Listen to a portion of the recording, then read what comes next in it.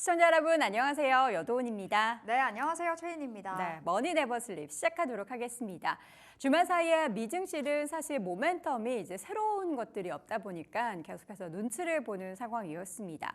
이번 주에는 다양한 FOMC 위원들 그리고 파월 의장의 연설도 예정이 돼 있고요. 또 PC 물가지표 발표 그리고 중요한 실적 발표 내용 중에서 마이크론 테크놀로지의 실적 발표 예정 그리고 그 다음 날은 소비 관련해서 대표적인 기업 중에 하나인 코스트코의 실적 발표가 예정되어 있는 만큼 이번 한 주에는 다양한 이슈들이 있기 때문에 시장의 방향성이 과연 어느 쪽으로 흘러가게 될지 주목해 봐야 될 것 같습니다. 자, 주말 사이에 있었던 시장 분위기 한번 가늠을 해보도록 하겠습니다. 지수, 다우 같은 경우에는 사상 최고치를 또 경신하는 모습이었고요. S&P 500과 나스닥은 장중에는 사상 최고치 경신을 했지만 이내 하락 전환을 했습니다. 0.19% S&P 500 지수 하락을 했고요. 나스닥은 0.36%, 다우 지수만이 소폭 오르면서 강보합권 마감이 됐습니다. 네, 에너지 가격의 오름세가 지속되고 있습니다. 지난 한 주에만 WTI가 4.7% 급등을 보였는데 천연가스도 급 반등세로 돌아서서 금요일 하루 만에 무려 4.6%가 폭등했습니다. 중동의 긴장감이 커지고 있죠. 이스라엘이 레바논을 겨냥한 공습에 박차를 가한 점도 이 긴장을 고조시키면서 에너지 가격의 상승을 부추기고 있다고 합니다. 천연가스 4.6% 지속적인 상승 이어질 거다라는 전망 나와주고 있고요. 금값이 계속 올라갑니다. 이제는 온스당 2,600달러가 돌파가 됐습니다. 사상 최고가를 새롭게 써냈는데요. 로이터 통신은 비컷을 단행하면서 금의 투자 매력이 커졌다고 설명을 했고요. 금은 이자가 붙지 않는 상품이죠. 그렇다 보니 금리 인하 시의 주목도가 굉장히 높아진다고 하는데 앞으로 더 올라갈 거다라는 시각도 나와주고 있습니다. 골드만삭스 UBS에서는 내년 초, 내년 중반 온스당 2,700달러 돌파할 거다라는 의견도 있었고요. 시티에서는 내년 중반 3,000달러까지 갈 거다라는 보고서를 내기도 했습니다. 자, 그리고 정말 큰 이슈가 됐었던 퀄컴 그리고 인텔 보겠습니다. 월스트리트 저널이 퀄컴이 인텔 인수를 타진했다라고 보도를 했습니다. 현재 인텔의 시장 가치를 고려한다면 92조 1,800 규모였었던 마이크로소프트의 액티비전 블리자드 인수 이후에 최대 규모의 인수합병이 될 거라는 소식이 전해지고 있습니다만 아직까지는 카더라라고 좀 보셔야 되겠습니다. 사실 무근인 상황으로 좀 전해지고 있는데요. 만약에 확정이 될 거라면 큰 산은 넘어야 된다라는 이야기도 나와주고 있습니다. 가장 그 중심에는 반독점 조사를 다시 한번 받게 될 거다라는 평가 나와주고 있고요. 만약에 퀄컴이 이 거래 성사를 위해서 계속해서 힘을 써야 된다면 회사 자산을 매각하거나 인텔의 사업 영역 부문을 매각 추진할 거다라는 그 가능성도 굉장히 높은 상황이라고 전해지고 있습니다. 퀄컴 주가 금요일에 2.8% 하락했습니다. 네, 전체 맵을 통해서 시장 분위기 한번 가늠을 해보도록 하겠습니다. 혼조세를 보이는 모습이었는데 그래도 M7 종목 가운데서는 엔비디아, 마이크로소프트 정도를 제외하고는 괜찮았다. 테슬라도 좀 함께 쉬어가는 부분이 있었습니다. 다른 섹터 안에서 종목들도 보면요. 초록불이 들어온 섹터가 있기는 하지만 전체적으로 좀 빨간불도 들어오는 종목들 혼조가 많이 보였습니다. M7 종목부터 한 가지씩 좀 확인을 해보자면 마이크로소프트는 0.78% 하락을 하면서 마감이 됐고요. 엔비디아 주가 1%대 하락, 그리고 퀄컴도 2%. 반면 인텔 같은 경우에는 최근에 다양한 자구책들 발표하기도 했고 핀수에 대한 기대감이 있는 걸까요? 사실 이 관련해서는 누구 하나 어느 회사에서도 하나 명확하게 입장 표명을 하고 있지 않은 그런 상황이라는 거 여러분들 인지하셔야겠고요. 텍사스 인스트루먼트, 온세미컨덕터를 비롯한 종목들 좀 쉬어가는 가운데 이번 주 실적 발표 예정돼 있는 마이크론 테크놀로지의 주가는 1.85% 올랐습니다. 애플의 주가 0.29% 하락, 그리고 구글과 메타는 상승세 보였고요. 아마존의 주가도 0.9%까지 올랐고 그동안 상승세 보였던 테슬라의 주가는 좀 쉬어갔죠. 반면 GM과 포드는 엇갈렸는데요. GM의 주가는 올랐습니다. 자, 그리고 나이키는 지난주 저희가 CEO 교체 이야기를 말씀드렸죠. 새롭게 부임한 스포츠맨이라고 불리는 그 CEO의 등판을 다들 기대를 하고 있는 상황입니다. 과연 어떠한 변화가 나이키에 있을지가 참 궁금한데요. 주가는 7% 가까이 올랐고요. 최근 흐름 좋은 여행 관련한 종목들, 에어비앤비를 비롯한 부킹홀딩스 그리고 로얄 캐리비안 그룹 같은 경우에도 계속해서 상승 추세를 그려내고 있습니다. 자, 필수 소비재 쪽에서는 펩시나 LNG나 타겟 등의 종목들은 조금 쉬어갔지만 전반적으로 초록불이 많이 들어왔습니다. 월마트의 주가 1.3% 올랐고요. 이번 주 실적 발표 예정되어 있는 코스트코의 주가도 0.69% 상승, P&G, 코카콜라 등의 종목들 함께 올랐습니다. 국제유가가 지금 배럴당 WTI 기준으로 $70 초반대에서 계속된 등락을 보이고 있고요.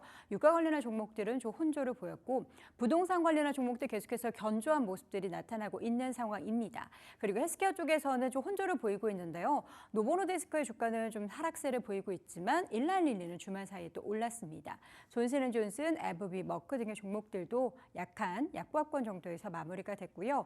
금융주 한번 보겠습니다. 지난주에 이제 버크셔 해서웨이에서 그 보험 부분을 담당하고 있는 인도계 그 CEO의 지분 매각 소식이 계속해서 들려오고 있지만 그래도 주가는 그렇게 부침이 크지는 않습니다. 버크셔 해서웨이 비주 0.96% 하락이고요. 금융주 안에서도 혼조를 보이고 있는 가운데 JP모건, 웰스파고는 올랐지만 뱅크 오브 아메리카 그리고 시티그룹의 종목은 주가가 쉬어가는 모습이 보였습니다.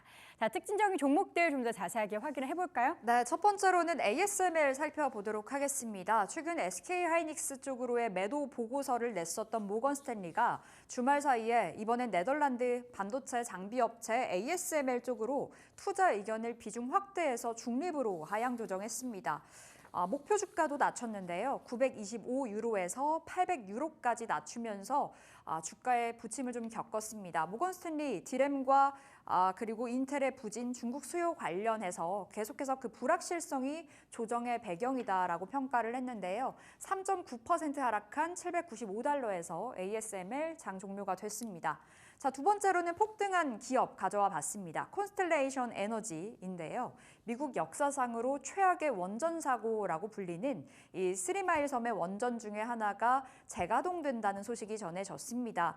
2019년에 폐쇄가 됐었던 쓰리마일 섬 원전 1호기 이제 2028년부터 재가동에 들어간다고 하고요. 마이크로소프트가 이 콘스텔 에너지레이션과 20년 계약을 맺었습니다. 이 원전에서 생산이 되는 에너지를 구매해서 데이터 센터에 전력을 공급할 예정이다라고 발표를 했는데요. 이 소식에 주가 강하게 튀어 올라갔습니다. 22% 폭등하면서 $254에서 장 종료가 됐습니다. 세 번째로는 나이키 살펴볼게요. 정말 실적에 먹구름이 제대로 껴있는 나이키인데요. 올해 들어서만 무려 25% 가까이 떨어졌습니다. 최고 경영자를 교체하기로 했다는 소식이 전해지고 있죠. 존 도나오 현재 CEO는 다음 달 13일에 사임을 하게 되고요. 이제 다음 날인 14일부터 엘리엇 힐 CEO가 복귀를 한다고 합니다.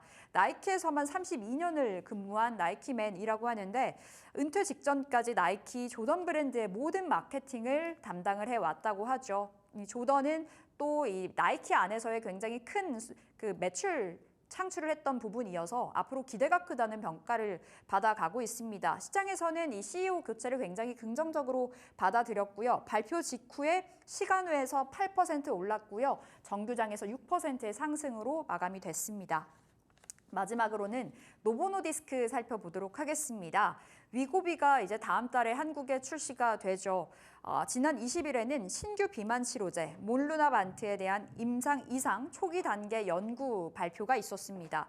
보도에 따르면 이 통계적으로 굉장히 의미가 있는 체중 감소를 보였다고 하는데 부작용도 발표가 됐습니다. 굉장히 경미하거나 중간 정도의 위장관 부작용도 보였다라고 전해지면서 어느 정도의 우려를 안고 갔던 하루였습니다. 5% 하락하면서 $127에서 노보노디스크 장 종료가 됐습니다. 이렇게 네 가지 특징주 살펴봤습니다. 네, 이번에는 좀 더 자세한 미국 주식 이야기 확인을 해보도록 하겠습니다. 오늘도 머니네버슬립 이유림 팀장과 함께하겠습니다. 어서 오세요. 안녕하세요. 네, 반갑습니다. 머니네버슬립은 프리미엄 미국 주식 컨텐츠를 여러분께 매일매일 제공을 해드리고 있죠. 좀 더 자세한 이야기가 궁금하신 분들은 유튜브 검색창에 머니네버슬립을 검색해 보시길 바랍니다. 자, 오늘도 미국 증시 포인트 먼저 확인을 해보도록 할게요. 포인트 열어볼까요? 연준에서 날아온 비둘기다. 지난주 FOMC에서는 50bp 금리 인하가 단행이 됐습니다. 그리고 나서 시장에서는 이제 다소 비둘기적인 이러한 연준의 행보들이 앞으로도 이어지지 않을까라는 기대감을 갖고 있는데요. 포인트 내용 확인해 볼까요? 네, 투자자들의 낙관론에 힘을 더한 건 이 연준의 2인자로 불리는 크리스토퍼 윌러 이사였습니다. 연준 내 매파적 인물로 유명한 그가 비둘기파적인 발언을 내놓았기 때문이었는데요. 윌러 의사는 이날 CNBC와의 인터뷰에서 B컷을 지지한 배경에 관해 인플레이션이 생각한 것보다 훨씬 빨리 둔화했다고 밝혔습니다. 이어 인플레이션이 가파르게 상승할 때 나는 큰 폭의 금리 인상에 강력하게 찬성했다며 나는 하방으로도 똑같이 느낄 것이라고 말했습니다. 이 말인즉슨 인플레이션 완화 추세가 계속된다면 그는 앞으로도 큰 폭의 금리 인하를 지지할 것이라는 뜻을 의미하는데요. 실제로 그는 더 공격적인 금리 인하를 단행할 의향이 있다고 분명히 밝히기도 했습니다. 다만 모든 연준 인사들이 비둘기를 자처한 것은 아닙니다. 마찬가지로 매파로 분류되는 미셸 보먼 연준 이사는 여전히 신중한 태도를 유지하고 있는데요. 이날 연설에서 지나치게 공격적인 금리 인하는 성급한 승리 선언으로 해석될 위험이 있다며 보다 중립적인 정책 기조를 향해 신중한 속도로 움직여야 목표를 달성할 수 있을 것이라고 말하기도 했습니다. 참고로 지난 정례 회의에서도 25bp 금리 인하를 지지한 인물이기도 합니다. 네. 증시 포인트 한번 확인을 해봤고요. 이번에는 한입뉴스 오늘도 네 가지 한 가지씩 열어보도록 하겠습니다. 첫 번째 헤드라인 확인해 볼까요?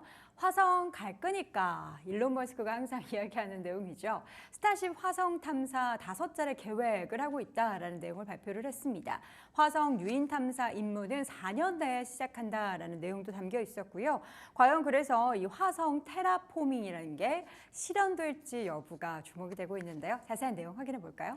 네, 스페이스X의 CEO인 일론 머스크가요, X 게시글을 통해 향후 2년 내에 사람이 탑승하지 않는 이런 스타쉽을 이용한 화성 탐사 임무를 5차례 정도 진행할 것이라고 발표를 했습니다. 무인 임무가 안전하게 완료가 되면 유인 임무는 4년 내에 시작될 것이며 만약 문제가 발생한다면 유인 임무는 2년 정도 더 연기가 될 수 있을 거라고 덧붙였는데요. 화성 테라포밍이라는 머스크의 원대한 목표가 있죠. 정말 이뤄지게 될지 궁금한 부분입니다. 네. 자, 이어서 다음 한입뉴스는 해리스 후보의 정책에 대한 궁금증입니다. 곧 새 정책을 이번 주 내로 발표할 예정이라고 하죠. 그런데 과연 이 미국인의 재산 축적 지원 관련한 그 목표로 하고 있는 정책이 어떤 내용인지가 관건이 될 것 같다라는 이야기입니다. 경합주의 표심도 이러한 정책 발표 이후에 어떠한 변화가 있을지 주목하고 있다라고 하는데요. 내용 확인해 볼까요? 네, 카밀라 해리스 미국 부통령이요, 이번 주 피츠버그에서 새로운 경제 정책을 발표할 예정이라고 합니다. 아직 정책의 구체적인 내용은 밝혀지지 않았으나 미국인들이 부를 쌓는 것을 돕고 기업들이 이를 지원하도록 경제적 인센티브를 제공하는 것을 목표로 하는 정책일 것이라고 전해지고 있는데요. 대선을 앞두고 유권자들에게 경제적 비전을 제시하려는 시도로 이를 통해서 스윙 스테이트 유권자들의 마음을 살 수 있을지도 주목이 되고 있습니다. 네, 이어지는 한입뉴스는 보조금 관련한 비판의 목소리가 나오고 있는데요. 보조금은 돈 낭비다. 로슈 회장의 발언입니다. 미국과 유럽 정부에서의 정부 보조금의 정책에 비판을 하고 나섰는데요. 중국 견제를 위해서 이 자국의 제조업 관련한 투자 비용이 늘어나는데 악영향을 미친다라는 거죠. 로슈는 이 공정한 경쟁 왜곡과 역효과 정책이다라고 비난에 나섰습니다. 내용 확인해 보겠습니다. 로슈의 회장 셰버린 슈반이요, 최근 미국과 유럽 정부의 지속적인 보조금 확대 정책을 두고 돈 낭비라며 비판에 나섰습니다. 슈반은 상하이에서 열린 비즈니스 포럼에서 서구 국가들이 경쟁 중인 중국을 견제하고 또 자국 제조업을 지원하기 위해서 막대한 보조금을 쏟아내는 점을 문제를 삼으며 이런 지원이 공정한 경쟁을 왜곡하고 있다고 지적에 나섰는데요. 이런 정책이 장기적으로는 역효과를 내게 될 것이라는 전망을 내놓기도 했습니다. 미국의 중국 때리기는 계속해서 이어지고 있는데 최근에 나왔던 소식 가운데서는 이제 중국 관련한 부품이 커넥티드 카나 또 자율주행 관련해서 탑재되어 있으면 절대 미국 내로 수입이 되지 않는다라는 내용도 전해지고 있습니다. 과연 미국의 중국 때리기 비판하는 목소리도 있는 가운데 향후 또 어떻게 진행이 될지도 지켜보겠습니다. 자, 마지막 한입뉴스는 투자 관련한 이야기입니다. 열어볼까요? 과연 대규모 투자가 이루어질지 아폴로, 인텔에 수십억 달러의 투자를 제안했다라고 하죠. 최대 50억 달러의 투자를 예상하고 있는데 아직까지 그 규모는 확정되지 않았습니다. 퀄컴의 인텔 인수 보도 이후에 또 제안을 했다라고 하는데 다들 인텔 쪽에 좀 관심을 갖고 있는 건데 좀 긍정적인 소식인 것 같긴 합니다. 내용 확인해 보겠습니다. 네, 아폴로 글로벌 매니지먼트가 인텔에 수십억 달러 규모의 투자를 제안했다는 보도가 나오고 있습니다. 최대 50억 달러의 자본 투자가 이뤄질 것으로 전망이 되고 있는데요. 아직 딜이 확정적으로 이뤄진 것은 아니며 또 투자 규모가 변경되거나 협상이 취소될 수도 있다고 합니다. 이 소식은 퀄컴이 인텔의 인수를 고려하고 있다는 보도가 나온 이후에 전해졌습니다. 네. 자, 이어서는 이 관련한 소식을 좀 더 자세하게 보겠습니다. 오늘 종목 뉴스는 지금 지속적으로 이야기가 나오고 있는 퀄컴의 이 인텔 인수 관련한 추진 내용인데요. 사실 퀄컴이나 인텔 양쪽에서는 모두 이 추진 관련한 내용에 있어서 함구를 하고 있습니다. 공식적인 입장을 내놓지 않고 있는 상황인데 일단은 퀄컴 쪽에서 이렇게 쓱 나온 내부 소식통에 의해서 나온 소식인 것 같은데 진짜 인수를 추진하고 있는 걸까요?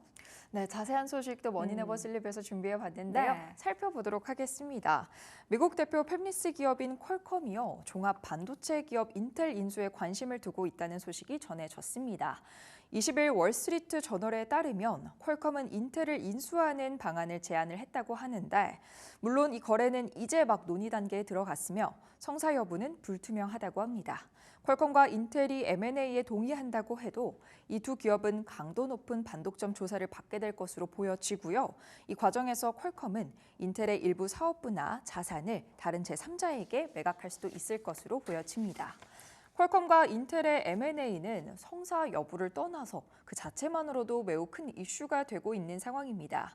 둘 모두 미국의 반도체 산업을 대표하는 기업이기 때문이라고도 볼 수 있겠는데 또한 퀄컴과 인텔은 AI 붐에도 불구하고요. 엔비디아에 가려져 있다는 공통점도 있습니다. 이렇게 2인자로서 또 M&A를 통해서 새로운 기회를 모색하게 될 수 있을지 굉장히 궁금해지는 부분입니다. 네, 현재 인텔 같은 경우에는 위기 국면에 놓여 있기 때문에 사실 여러 가지 자구책을 지난주에 발표를 했습니다. 그 때문에 주가가 오르기도 했었는데 과연 지금 이런 상황 속에서 이러한 다양한 투자 제한이나 또 인수 제한은 어떻게 보면 좀 당연한 수순이라고도 볼 수 있겠네요. 네, 이렇게 인텔의 M&A 제안이 온 것은 어쩌면 당연한 수순이라고 볼 수도 있겠습니다. 총체적 난국에 빠진 인텔의 기업 가치가 조금 뚝 떨어지는 모습을 보였기 때문인데요. 최근 1년 동안 인텔의 주가는 무려 36% 하락했습니다. 인텔의 글로벌 시가총액 순위는 186위로 크게 밀려나 있는 상황이고요. 반도체 섹터에서의 순위는 15위인데요. 이는 반도체 장비 기업인 어플라이드 머티리얼즈와 또 램 리서치보다도 뒤처지는 순위라고 체크해 볼 수 있겠습니다. 인텔은 칩 설계와 또 제조 두 부문에서 난관에 봉착해 있습니다. 설계에 있어서는 엔비디아와 AMD 그리고 퀄컴 등 팹리스 기업에 밀리고 있는 모습을 보여주고 있고요. 또한 알파벳과 마이크로소프트, 아마존 등 빅테크들도 이 자신들만의 칩을 스스로 설계하면서 인텔의 입지는 점점 더 좁아지고 있는 상황입니다. 인텔의 야심찬 신사업인 파운드리 역시도 기술적 장벽에 가로막혀 있는데요. 첨단 반도체 공정에 대한 집중 투자를 통해서 이 영역의 1위와 2위인 TSMC와 또 삼성전자와의 격차를 줄이고자 했지만 현재로서는 성과가 나고 있지는 않습니다.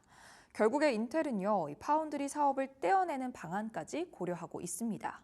지난 8월 인텔은 실적 발표 당시 광범위한 비용 절감의 일환으로 수천 명의 직원을 해고하고 또 배당금 지급을 중단할 계획이라고까지 밝힌 바도 있었죠. 종합해보면 이 퀄컴은 M&A를 통해서 인텔의 오랜 설계 능력을 흡수함과 동시에 파운드리라는 완전히 새로운 사업에 진출할 수 있을 것으로 보여지고요. 인텔은 퀄컴이라는 새로운 주주의 지원을 통해서 또 파운드리 사업에 대한 과감한 투자를 이어나갈 수 있게 되지 않을까 하는 예상이 들고 있습니다. 네, 이런 소식이 나온 가운데 퀄컴과 인텔의 주가는 어땠을까요? 네, 퀄컴의 주가는 현지 시간 20일 1.87% 하락하면서 168.92달러의 장을 마감했고요. 이날 인텔의 주가는 3.31% 오르면서 21.84달러의 정규 장을 마쳤습니다. 네. 자, 이어진 한입뉴스는 나이키 소식입니다. 얼마 전 CEO의 교체 소식이 전해졌는데 시장에서는 CEO가 바뀌었다고 나이키에 투자하지 말라는 이야기가 나오고 있다고요? 네, 맞습니다. 전 세계적으로 이름을 널리 알린 기업의 주가가 급락을 했고 또 CEO가 교체되는 등의 굉장히 역동적인 모습을 보이기는 했지만 네. 투자자들은 이런 시점에서 바이 더 딥, 즉 저가 매수를 좀 생각해 보게 되겠죠. 그렇죠. 위기가 곧 기회라는 이런 오랜 이야기를 떠올리면서 그런 기회들을 노리게 되실 것 같은데 네. 현재 나이키가 딱 이런 상황이라고 볼 수 있겠습니다. 나이키의 주가가 5년째 제자리 걸음을 하고 있기 때문인데요. 최근 1년 주가는 하락세를 기록을 했고요. 부진이 길어지자 나이키는 CEO를 전격 교체하기로 결정을 하기도 했는데 19일 나이키는요, 엘리엇 힐을 기존 존 도나우를 대체할 새로운 CEO로 임명을 했습니다. 그러자 또 나이키의 주가도 즉각 튀어오르면서 살짝 반전을 하는 모습을 보여주기도 했었고요. 이게 나이키에 대한 투자의 유의의 목소리가 왜 나오는 걸까요? 아마도 당장은 또 빠른 해결책이 될 수도 없겠다라는 의견이 오고 가고 있는 것으로 네. 보여지는데요. 조금 더 자세하게 살펴보도록 하겠습니다. 네. 이렇게 시장에서는 바이더 딥에 대한 의견이 나오고 있는데 이렇게 투자의 반대로 또 투자에 유의해야 한다는 목소리도 나오고 있습니다. 20일 CNBC에 따르면요. UBS의 제이솔 애널리스트는 단기적으로는 주가에 긍정적일 것으로 보고 있지만 상승 모멘텀은 이미 힘을 잃고 있을 수도 있다고 경고에 나섰습니다. 소리 제시한 목표 주가는 78달러로 20일 종가보다도 상당히 낮은 수준이죠. 제이솔은 CEO 교체라는 촉매제는 과거가 되었다며 이제 시장의 초점은 나이키의 펀더멘털과 또 10월 1일 실적 발표로 돌아갈 것이라고 전하기도 했는데요. 시장이 펀더멘털이 좋지 않을 가능성이 높고 또 나이키의 문제에 대한 빠른 해결책이 없다는 걸 깨닫게 되면 투자 심리가 결국에는 더 약세로 돌아설 수 있다고 덧붙인 거죠. 번스타인의 의견도 여기에 더해서 또 함께 살펴보도록 할 텐데요. 번스타인의 아니샤 셔먼 애널리스트는 느린 디자인 프로세스를 더 민첩하게 하고 변화하는 소비자 취향을 이해하기 위해 피드백 루프를 복원하고 또 오래된 제품을 정리하는 등 여전히 나이키의 입장에서는 변화해야 할 것이 많다라고 지적에 나서기도 했고요. 또한 여기에 덧붙여서 이 올바른 리더가 책임지고 있다는 확신이 있다면 시장은 느리고 꾸준한 변화의 속도에 대해서 조금은 더 관대해질 것이라고 믿는다고 앞선 의견보다는 조금 더 완화된 의견을 덧붙이기도 했습니다. 네. 사실 이번에 스타벅스 CEO의 교체, 그러니까 치폴레 CEO가 스타벅스의 CEO로 부임을 했을 때는 엄청난 기대감을 가졌고요. 그 CEO가 발표하는 청사진에 대해서는 과연 스타벅스를 얼마나 다시 정상화하게 할 수 있느냐라는 기대감을 갖게 하는데 나이키에 대해서는 아직은 좀 보수적인 스탠스가 시장의 전반에 좀 깔려 있는 것 같습니다. 나이키의 주가는 그런데 좀 올랐죠?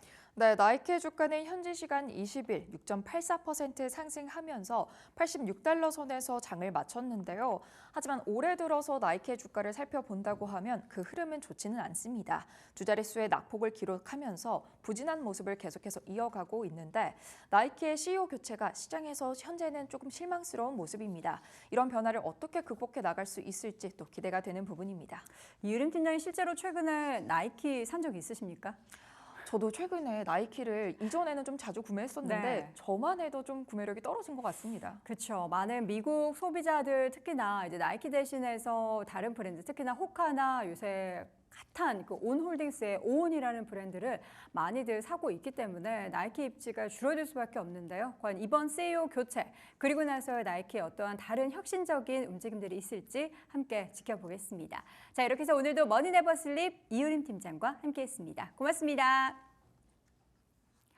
네, 머니네버슬립은 프리미엄 미국 주식 컨텐츠를 여러분께 매일매일 제공해드리고 있습니다. 자세한 미국 주식 이야기가 궁금하신 분들은 유튜브 검색창에 머니네버슬립을 검색해 보시기 바랍니다.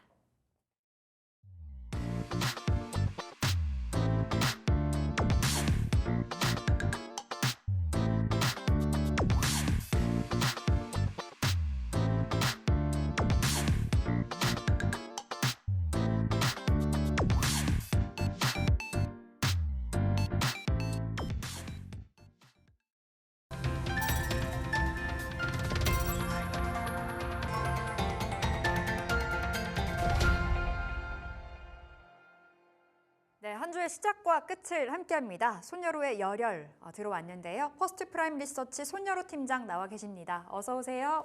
네, 안녕하십니까. 네, 팀장님.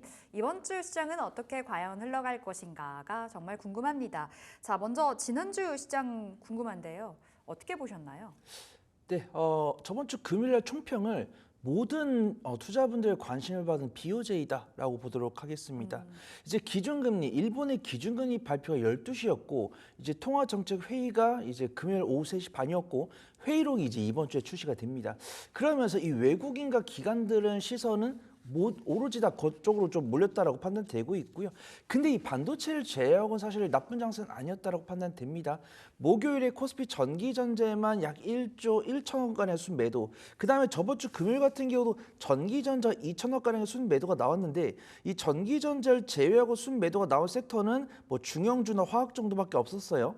그 주변을 제외한 다른 섹터는 다 매수세가 들어왔고 특히 제약바이오 같은 경우는 저번 주 목요일과 금요일에 외국인과 기관의 쌍끌 순매수가 들어왔습니다. 네. 그다음에 제약바이오뿐만 아니라 뭐 전력설이라든가 뭐 조선이라든가 방산 이런 종목들이 강세를 보였고 이 BOJ 회의 시간이 다가오니까 이 전기전자에 대한 외국인의 순매도가 조금씩 늘더라고요. 그래서 많은 투자분들께서 이 발표에 대한 우려감이 있는 것이 아닌가 그렇게 판단됐었는데 이제 당분간 정말 경기 악화가 나오지 않는 이상은 기준금리 인상을 급격하게 진행하지 않겠다. 이런 좀 안도할 수 있는 발언이 나오면서 시간에서 삼성전자는 양봉으로 마감하는 모습 보여줬어요. 그래서 우리가 예상하지 못하는 그런 악재가 나오지 않는 이상에는 이번 주 좀 좋은 흐름 나오지 않을까 그렇게 판단해 보도록 하겠습니다. 다행입니다. 일단은 추가적인 금리 인상 일본 쪽에서 나왔으면 또 한 번 공포의 한 주가 될 수도 있었을 텐데요. 금리가 동결이 됐죠. 이번 주에는 그래도 뭐 특별한 악재가 없다면 잘 갈 거다. 뭐 악재가 있을까요? 뭐 마이크론 소프트, 마이크론 테크놀로지 실적 발표도 또 앞두고 있기도 해서 그게 좀 걱정이긴 합니다. 네, 굳이 뭐 그런 얘기를 하고 싶지 않지만 앵커님이 물어보셨으니까 우리가 그래요. 저도 이제 주식시장에서 한 10년 정도 있으면서 이 경기 사이클은 정말 이길 수 없다라는 판단이 듭니다. 우리가 지금 경기 침체라고 이야기하지만 올해 상반기에 경기 회복이 됐던 기억이 있잖아요. 그러니까 경기가 회복이 되다가 사실 침체가 아니죠. 주춤입니다. 항상 우리 시장이 회복하기만 하는 게 아니고 고점을 찍기도 하고 밀리기도 하죠. 그런 부분에서 경기가 올해 상반기에 워낙 좋았다 보니까 침체가 되는 것처럼 보일 수도 있다라고 보고 있고요. 이 기준금리라는 것도 미국이나 뭐 캐나다나 영국에서 기준금리 인하를 한 번 하고 말지 않겠죠. 두세 번 하겠죠. 그런 반면에 이제 일본 같은 경우는 기준금리 인상을 한 번에서 뭐 세 번까지 갈 수 있습니다. 근데 그런 거예요. 그게 내일 모레는 아니니까 일단은 네. 시장이 그 충격이 완화가 됐을 때 반등 났을 때 포트폴리오 조정한 다음에 우리가 예상치 못했던 이슈가 나왔을 때는 그때 또다시 대응 전략 바꾸면 된다. 그렇게 말씀드리도록 하겠습니다. 알겠습니다. 지난 금요일의 특징주 알아보겠습니다. 첫 번째로는 대한해운 자리하고 있는데요. 해운주 자체 전반적으로 좋았거든요. 아무래도 중동 리스크가 커지면서 해운주가 부각을 받아가고 있는 듯한데 대한해운 3% 올라서요. 1,900원 선에서 거래가 마감이 됐습니다. 자, 지금 자리 팀장님, 대한해운 어떻게 평가하세요? 네, 앵커님께서 말씀해 주신 것처럼 이 해운주들이 실적이 잘 나왔다다가 실적이 추가적인 상승이 나올 것으로 전망이 됩니다. 근데 저는 일단 대한해운을 갖고 왔지만 매매를 좀 잘하신 분들 흥하해운도 괜찮아요. 네. 변동성이 크잖아요. 그다음에 매매를 정말 잘하신 분들은 뭐 중앙에너비스나 흥구석유나 GS처럼 원유나 가스 관련 종목들을 보시면 됩니다. 그래서 저번 주 주말간 그다음에 목금간에 지정학적 리스크가 나왔는데 우리가 워낙 반도체나 전력설비, 방산 이쪽에 관심을 가지다 보니까 해당 종목도 움직이지 못했어요. 그래서 근데 지정학적 리스크가 금요일 정도 나온 다음에 주말간에 이제 시장을 보신 분도 아시겠지만 유가도 1%가량 올랐고 가스도 4% 오르면서 해당 종목들 시간에 2에서 3% 오르는 모습입니다. 만약에 이 종목들 시간에 상한가를 갖거나 금요일 날에 이미 시세가 나왔다고 한다면 오늘 말씀 못 드리겠지만 지금 원자재 가격이 인상이 됐고 그 가운데 지역적 리스크가 나왔고 해당 종목들을 외국인과 기관이 매수를 하고 있기 때문에 좀 유심히 봐야 된다라고 판단을 하고 있고요. 대한해운 같은 경우도 올해 상반기에 영업이익 1,989억 원으로 전년 동기 대비해서 영업이익이 60% 향상된 모습 보여주고 있고 그다음 한 가지 모멘텀이 또 있습니다. 이제 미국의 양대 항만 노조로 꼽히는 국제항만 노동자 협회의 파업이 다음 달 예고가 되어 있습니다. 그런 부분에서 좀 단기적 모멘텀이 될 수 있다고 보고 있고 우리가 해상 운임 보고 있죠. 상하이 컨테이너 운임 지수나 BDI 지수를 보고 있는데 해당 지수가 아직은 약세를 보이고 있습니다. 약세를 보여주고 있는데 약세 폭이 둔화가 되고 있기 때문에 해당 지수가 눌림목을 만들 때는 해운 관련 종목들이 실적 향상도 기대해 볼 수 있으니까 유심히 봐야 된다 판단해 보도록 하겠습니다. 해운주 전반적으로 괜찮다라는 평가 내려주신 건데 그럼 대한해운 지금 자리에서 목표가 체크 들어가 볼게요. 네, 대한해운 같은 경우는 지난주 금요일 날 시간에서 플러스 3%가량 상승했거든요. 그래서 네. 약 1,950원 1,900원이나 1,930원 요 자리에서 이제 분할 매수 해보시면 좋을 것 같고요. 손절가는 1,800원, 1차 목표가는 2,200원 잡아보시면 좋을 것 같습니다. 2,200원이 목표가, 손절가는 1,800원 잡아보면서 대한해운 두 번째 특징주로 이제 넘어가 보도록 하겠습니다. 두 번째로는 일진전기 올라와 있는데요. 최근에 전력기기 쪽으로 시세가 나와줍니다. 확실히 수급의 이동이 이 전력기기 쪽으로 들어가는 것 같아요. 일진전기 기관이 무려 8거래일 연속 담습니다. 4%의 상승으로 21,000원까지 올라갔거든요. 어디까지 바라보세요? 네, 추가 상승 나올 수 있다라고 판단됩니다. 우리가 저번 주 목요일과 금요일에 이제 블랙론과 마이크로소프트와 아랍에미리트가 펀드를 만들었다는 뉴스를 말씀드렸어요. 그러면서 이제 전력 설비가 먼저 달리기 시작합니다. 근데 전선이 전력 설비 보통 쫓아가는 경향이 있는데 언제 쫓아가냐면 구리 선물 가격이 올랐을 때 쫓아갑니다. 근데 제가 이 구리 선물 가격을 보니까 8거래일에 이어서 9월까지도 우상한 기조가 유지가 되는 모습입니다. 그래서 물론 외국인과 기관은 전력 설비 쪽으로 집중을 하고 있고 전선에 한해서는 이제 외국인과 기관이 5개 평가되는 종목에 대해서는 매수가 들어오고 있는데 그 종목이 일진전기다. 그래서 좀 말씀을 드리고 싶고요. 일진전기 같은 경우는 저압, 전선부터 초고압까지 다양한 전압의 전선을 만들고 있고 변압기나 차단기 등의 다양한 전력 시스템을 제조 판매를 하고 있습니다. 올해 상반기에 이 전선주 중에서 실적 퍼포먼스가 가장 컸던 종목 저 일진전기다라고 보고 있고요. 전년 동기 대비 실적 증가폭도 가장 크고 이 전선주 중에서 영업이익률이 가장 높은 기업입니다. 그래서 일정한 매출을 기록했을 때 가장 많이 남기는 기업이다라고 볼 수 있죠. 우리가 보통 알고 있는 전선주들은 약 영업이익률이 4% 정도 나오는데 일진전기 같은 경우는 8% 넘는 영업이익률을 갖고 있기 때문에 같은 물량을 팔았을 때 많이 남기는 기업이다. 이렇게 보시면 좋을 것 같고 앞에서 말씀드린 것처럼 구리 선물 가격이 9월 4일 바닥을 기록한 이후에 9거래일가량 연속 우상향세를 기록을 보여주고 있습니다. 그래서 9월 4일 바닥이 4.04달러인데 현재 4.34달러이기 때문에 구리를 주 원료로 쓰고 있는 전선 관련 종목들의 실적 향상 퍼포먼스가 더 나올 수 있다라고 보고 있고 SK증권에서 리포트가 나왔습니다. 증설 효과가 25년 하반기부터 기록이 될 것이다라고 보이는데 우리가 이제 전선이랑 전력 설비 수주 잔고를 보면은 수주 잔고가 가파르게 증가를 하고 있다가 조금 완화가 되고 있습니다. 아니 그럼 이거 전선주들이 수주가 안 나온 것이 아니냐라고 볼 수가 있겠는데 재작년 하반기부터 작년 상반기까지는 수주가 들어왔었고 올해 상반기부터는 이게 추락으로 이어지고 있기 때문에 수주 잔고가 일시적으로 둔화되는 것처럼 보입니다. 하지만 절대적인 수주량은 증가를 하고 있고 그 수주량이 출하가 되고 있기 때문에 실적이 나오고 있다. 이렇게 볼 수 있습니다. 그다음에 이제 충남 홍성에 일진전기가 증설하고 있습니다. 근데 그 증설이 전방 기업으로부터 러브콜을 받은 증설이기 때문에 일진전기의 실적 퍼포먼스는 앞으로 지속될 가능성이 있다 보고 있습니다. 네, 일진전기 모멘텀이 좀 풍부하네요. 지금 자리 단기적으로 좀 많이 올랐을까 싶은데 목표가는 어디까지 바라보세요? 네, 지금 일진전기 같은 경우는 21선을 돌파하는 모습인데 이 돌파를 기관 투자자들이 시켰기 때문에 지지할 가능성이 높다라고 판단됩니다. 그래서 22,000원부터 21,000원까지 분할 매수해 보시면 좋을 것 같고요. 제가 손절가는 25,500원, 1차 목표가는 24,500원 지켜보시면 좋을 것 같습니다. 오, 일자 목표가는 24,500원으로, 손절가는 25,000원으로 말씀 주셨습니다. 자, 팀장님 일진전기 말씀 주신 김에 그럼 전력기기 자체를 좀 좋게 보시는 거예요? HD 현대일렉트릭뿐만 아니라요? 그렇습니다. 지금 공부를 열심히 하신 분은 아시겠지만 제가 저번 주 금요일 HD 현대일렉트릭 네. 말씀드렸잖아요.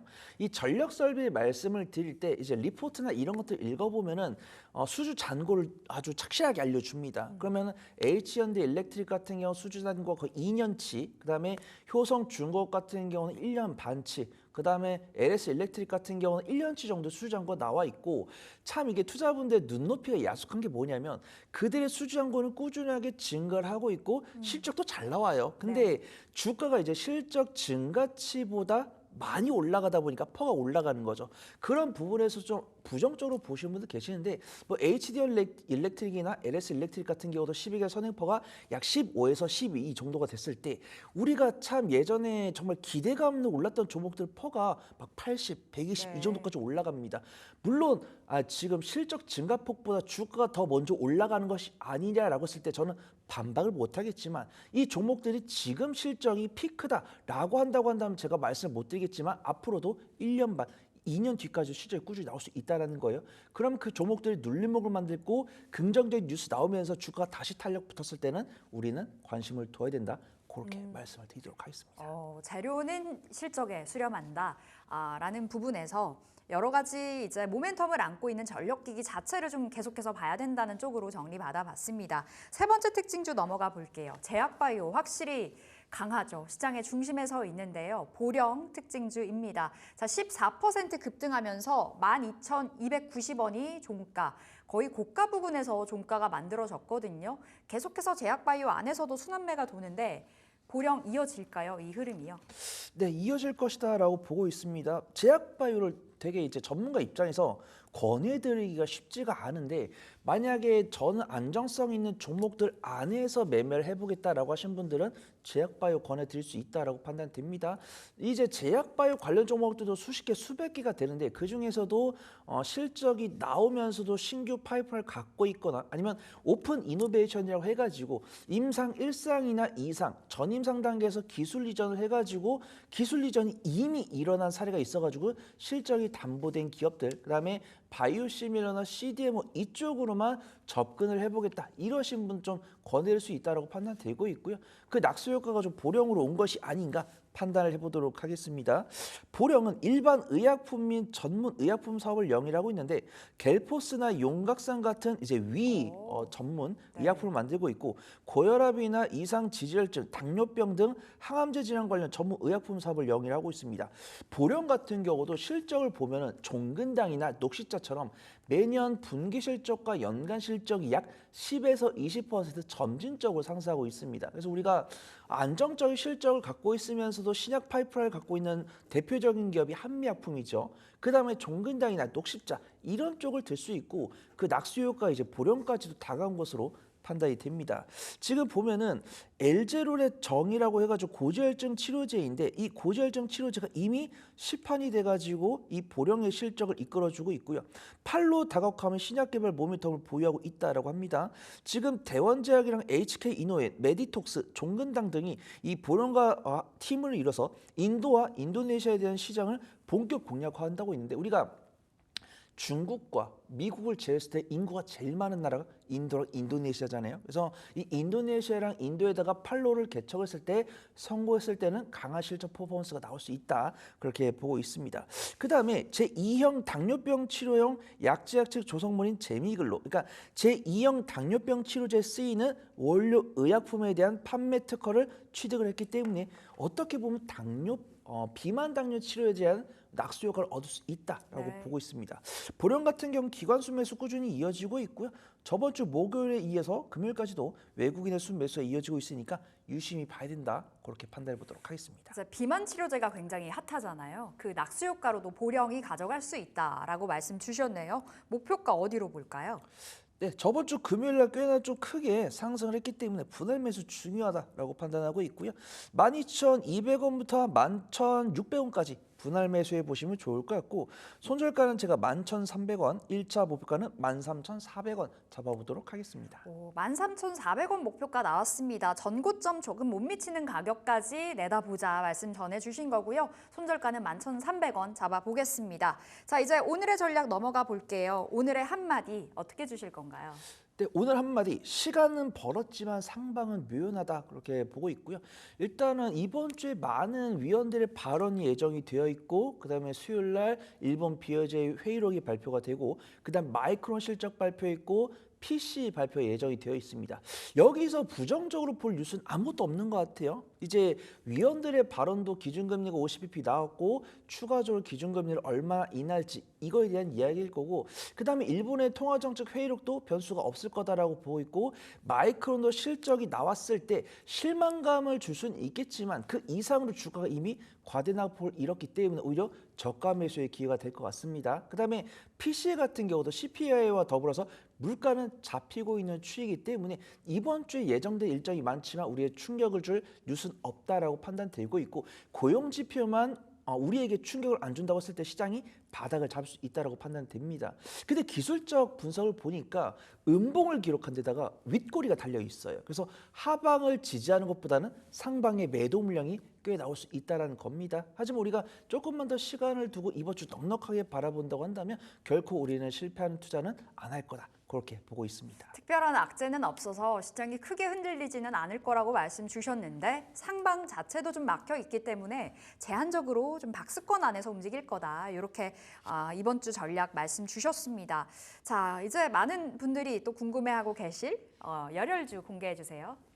네, 이런 어려운 시장 속에서 수익이 나기 위해서는 바닥에 떨어져 있으면서도 기준금리 인하로 좀 수혜를 입을 수 있는 종목을 봐야 된다 판단됩니다. 그래서 제가 오늘 소개를 드릴 종목은 딥노이드라는 종목이고요. 저번 주에 이제 시장을 보면 전기전자 말고는 좋은 모습을 보여준 종목들이 굉장히 많습니다. 그래서 루닛이나 뷰노, 그다음에 AI 소프트웨어 관련 종목들도 강세를 보였죠. 그래서 마이크로소프트랑 블랙록과 이 AI를 위한 전력 데이터 인프라센터에 대한 투자를 진행한다는 펀드가 나오면서 AI 소프트웨어 관련 종목들도 조용히 움직이는 모습 보여주었고요. 루닛과 뷰노가 긍정적인 뉴스를 내놓으면서 의료 AI 관련 종목들도 온기가 들어오는 모습이었습니다. 이거는 조금 아쉽습니다. 의료진들의 파업으로 인해서 의료 AI가 낙수 효과를 얻을 것이다 이런 뷰가 있어요. 그래서 의사도 놓치는 심장의 경고 AI가 찾는다. 그래서 의사들도 이제 사람이기 때문에 이제 진단에 대한 오차가 있을 수 있고 의료진들의 공백이 있다 보니까 이 의료 AI 기술에 대한 수요가 증가할 수 있다. 이런 뷰가 있습니다.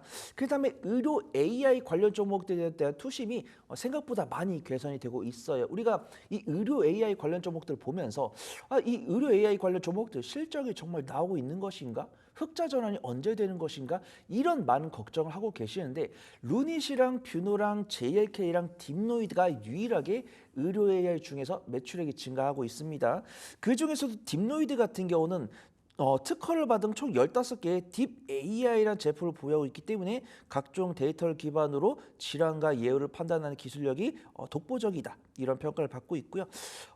딥노이드 같은 경우 개별적인 뉴스가 있습니다. ECP2024라고 해가지고 유럽 병리학회예요. 그래서 미국, 캐나다 병리학회랑 국제 병리학회 더불어서 3대 병리학회로 꼽히는데 여기에 발표할 수 있는 초록을 발표했기 때문에 기술력을 상당히 보유하고 있다. 그렇게 평가를 할 수 있고요.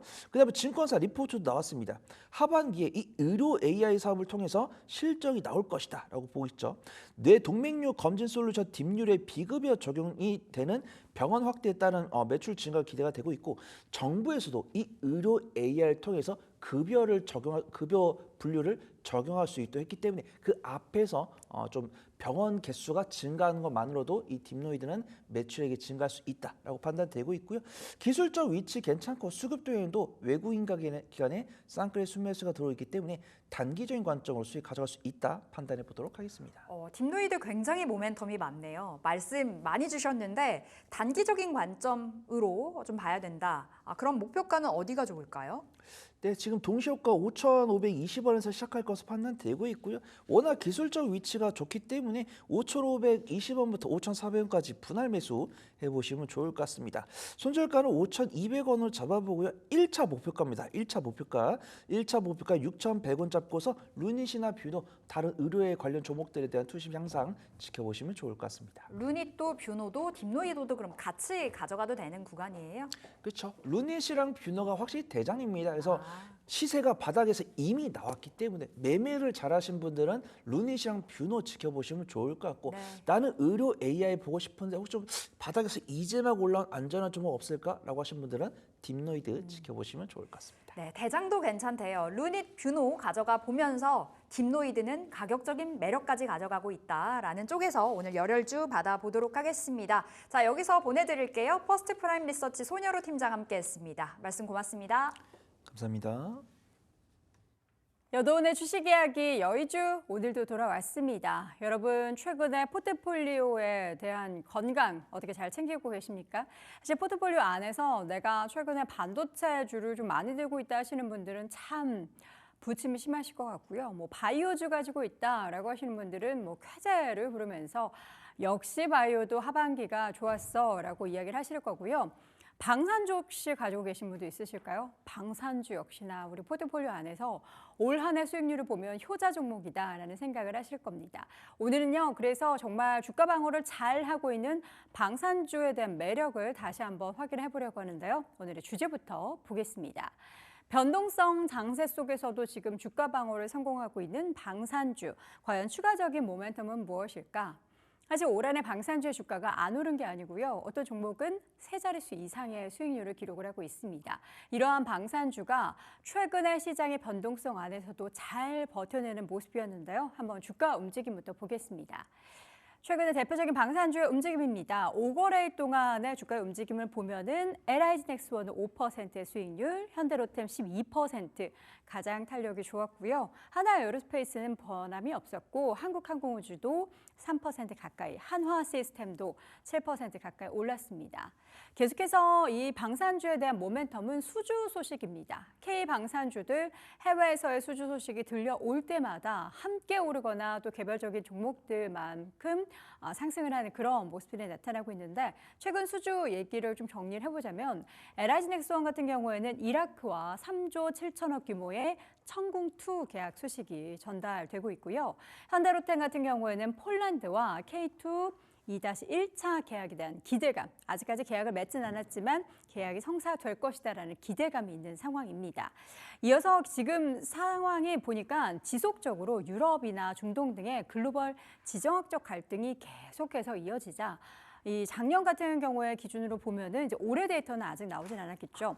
세계 국방비 지출 금액이 그 2022년 대비해서 10% 가까이 증가를 했습니다. 특히 유럽 쪽에 있어서의 매출 증가가 국방비 증가가 엄청나게 나타나기 때문에 국내에서 이러한 LIG넥스원이나 현대로템 등이 유럽 진출을 굉장히 빠르게 하고 있다는 소식입니다. 그렇다면 우리나라 K방산을 왜 이렇게 찾는 걸까요? 그만큼 경쟁력이 있기 때문이죠. 어떠한 경쟁력이 있는지 한번 볼까요? 보여주시죠. 국내 방산기업이요. 납기와 가격 면에서 경쟁력이 출중하다라는 겁니다. 그러니까 해외의 그런 정부에서 우리 뭐 만들어주세요. 몇 월 며칠까지 해주세요 했을 때 그 납기 철저하게 지키고요. 또 가격 면에서까지 메리트가 있다라고 하니까 이 두 가지면은 뭐 모든 상품에서 다 완벽한 게 아닌가라는 생각이 듭니다. 그래서 방산주에 대한 증권가의 시각들은 긍정적이고요. 현대로템 같은 경우에는 K2 전차 인도량을 올해 56대에서 한 96대까지 더 확대될 것으로 예상을 하고 있고 하나에어로스페이스는 라인을 계속해서 증설을 하고 있습니다. 라인 증설 이꼴 시장에서 그만큼 수요가 풍부하다로 해석을 해볼 수가 있겠는데 그래서 더 많은 그 수요를 충족시키기 위한 생산력 확보를 위해서 라인을 만들고 있는 하나에어로스페이스의 모습도 확인해 볼 수 있습니다. 이렇게 쏟아지고 있는 수요 대응을 하기 위해서 생산량을 기존보다 2배 이상 증가하는 그런 회사들이 늘어나고 있고요. 지금 세계 방산 시장에서 차지하는 국내 기업의 역할은 점점 더 확대가 되고 있는 상황이라고 합니다. 이러한 부분들을 보는 증권가의 시각도 굉장히 긍정적이라는 건데요. 이렇게 축포를 쏘아 올리는 것처럼 목표 주가의 상향 조정이 계속해서 나타나고 있습니다. 방산주 빅3에 대한 목표 주가를 더 높였다라는 건데요. 대표적인 기업들 보자면 LIG넥스원은 6개 증권사의 평균 목표 주가가 25만 6,500원입니다. 지난달 기준에서 18개 증권사의 평균 목표가 대비해서 한 7% 중반까지 더 올려 잡은 거고요. 현대로템 같은 경우에도 전월 비해서 목표 주가 평균이 4%대 이상인 6만 1,000원대를 기록을 하고 있고 한화에어로스페이스는 35만 8,700원으로 유지 수준에 있습니다. LIG넥스원과 현대로템에 대한 증권가의 시각이 좀 압도적으로 더 좋다라는 것을 확인해 볼 수 있습니다. 여기서 또 주가를 끌어올리는 건 이런 긍정적인 시각에 더해져서 당연히 수급이 붙어야겠죠. 외국인들의 수급이 방산주, K방산으로 향하고 있습니다. 9월에 이 외국인들이 계속 팔았다라는 얘기 여러분께 전달해 드렸잖아요. 그런데 예외적으로 방산 관련한 기업들에 대해서는 담고 있다는 겁니다. 그래서 여전히 방산주는 수급적으로도 방어력이 좋다라고 얘기할 수 있겠는데 외국인 투자자들 LIG넥스원은 지금 한 360억 넘게 가운데 현대로템도 300억 넘는 매수세를 보이고 있는데 지금 사실 우리나라 K방산 같은 경우에는 이 재래식 무기에 대한 또 강점도 있죠. 단기간 내에 납품할 수 있는 나라가 우리나라가 거의 유일무이하다라고 하고요. 대량 생산 체계도 갖추고 있고 또 적기에 공급 능력을 보유한 나라도 거의 우리나라가 유일무이하다라는 평가를 받고 있습니다. K방산은 지금 수출을 확대할 수 있는 절호의 기회이기 때문에 이렇게 라인 증상들을 통해서 생산량을 확보하는 데 주력을 하고 있는 그런 상황입니다. 내수 방산 마진율이 굉장히 낮더라고요. 3.5% 정도 되는데 해외 같은 경우에는 마진을 더 붙일 수 있다고 해요. 여기 보면은 상한이 없다라고 하죠. 부르는 게 값인 겁니다. 그렇기 때문에 더욱더 실적에 대한 기대감은 수출 쪽에서 기대해 볼 수가 있겠다라는 거고요. 사실 근데 앞서서도 제가 말씀드렸던 것처럼 방산 관련한 기업들이 YTD 수익률을 보면은 세 자릿수 이상을 기록한 기업들이 많죠. 지금 현대로템도 한 110%가량 올해 주가가 올랐고요.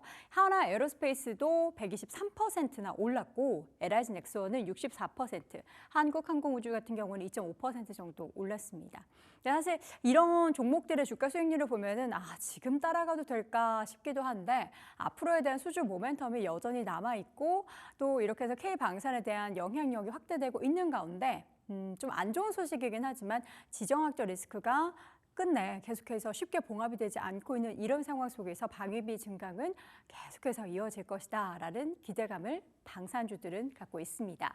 자, 여러분들의 방어력, 포트폴리오 방어력을 방산주로 한번 키워보시면 어떨까요? 오늘 여돈의 주식 이야기 여의주에서는 방산주 이야기 나눠봤습니다. 자, 이어서 오늘장 개장 중계와 동시효과 상황 확인을 해보도록 하겠습니다. 오늘의 시간 역시나 두 분 함께 할 텐데요.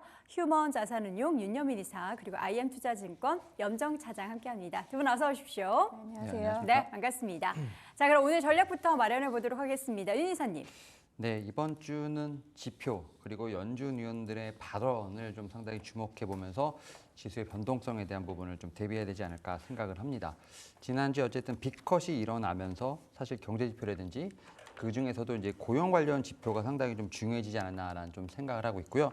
여기에 더해서 연준 위원들의 어떤 발언이 계속 이어지고 있는 상황이기 때문에 이번 주도 좀 이러한 변동성을 좀 유의할 필요가 있지 않을까 생각합니다. 특히 이번 주는 미국의 2분기 GDP 확정치, 거기에 뭐 PC 관련된 자료들이 좀 발표된다라고 말씀드릴 수 있을 것 같고 연준 의장 또 연은 총재의 연설에 어떤 밀집되어 있는 상황이기 때문에 이번 주는 이 두 가지의 어떤 측면을 봐야 되지 않을까라는 생각을 하고 있고 다만 좀 섹터로 봤을 때는 마이크론이 25일 날 좀 실적을 좀 발표하는데 이에 따라서 반도체 업종과 관련된 부분들 변화의 가능성도 높다라는 측면에서 봤을 때 어떻게 보면 섹터별로 종목별로 좀 차별화가 이루어지지 않을까라는 좀 생각을 하면서 경제 지표, 연준 발언에 의한 그리고 마이크론 실적까지 이번 주는 이 세 가지를 좀 집중적으로 체크해볼 필요가 있지 않을까라고 좀 말씀드려볼 수 있을 것 같습니다. 네, PC 지표 또 연준 위원들의 발언이 과연 미증시를 어떻게 변동성을 야기시키게 될지 그리고 또 이번 주에 발표될 예정인 마이크론 테크놀로지의 실적 발표도 과연 증시의 풍향계 역할을 제대로 할 수 있을지 주목해 봐야겠습니다. 염정 차장님은 어떻게 보세요? 네. 일단은 뭐 지난주에 그래도 추석을 앞뒤로 해서 생각한 것보다는 변동성이 좀 줄어든 상황이었고요. 그리고 지수 같은 경우에는 하방 경직성을 보여주면서 네. 하단은 좀 지지를 하고 있다라는 점입니다. 이번 주 같은 경우는 이제 9월 마지막 주라고 좀 볼 수 있겠는데요. 우리나라에서는 이제 반도체 섹터의 방향성이 상당히 지수에는 영향을 미칠 수 있을 것 같다라고 생각하고요. 만약에 반도체 섹터가 지금과 같은 좀 지지부진한 상황이다라고 한다면은 섹터별 순환매가 좀 빠르게 일어날 수 있는 이번 한 주다라고 생각하고 있습니다. 지수는 박스권을 좀 넓은 구간에서의 움직임이 나타날 것이다라고 예상을 하고 있고요. 일단 하단이 지수 말씀드린 대로 지수 하단이 좀 받쳐진 만큼 지금 뭐 다행히도 좀 거래되는 코스피가 살짝 좀 살아나는 모습을 좀 나타나고 있고요. 그런 부분에서 이번 주에는 조금은 좀 우리가 운용의 폭이 좀 넓어지지 않을까라고 생각하고 있습니다. 그 중에서는 이제 대형주들의 순환매가 좀 나타나고 있다라는 점에서 지금 지수는 그럼에도 불구하고 사실 연중 최저점에 움직이고 있기 때문에 이번에 이제 대형주로의 어떤 편입이라든지 낙폭과 대 중대형주에 대한 관심도도 유효할 것이다라고 생각하고 있습니다. 네. 자, 오늘장 개장 상황 확인해 보기 전에 동시호가 분위기 먼저 좀 짚어보도록 하겠습니다. 미증 시가 좀 혼조를 보인 가운데 오늘 동시호가 상황에서는 양 시장 모두 강보합권 정도의 출발이 예상이 되고 있습니다.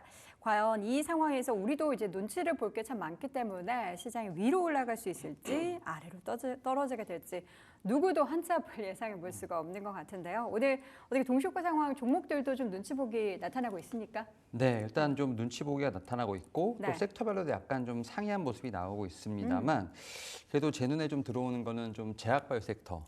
또요? 네, 그 가운데서도 근데 이제 늘 제바가 눈에 들어오시잖아요.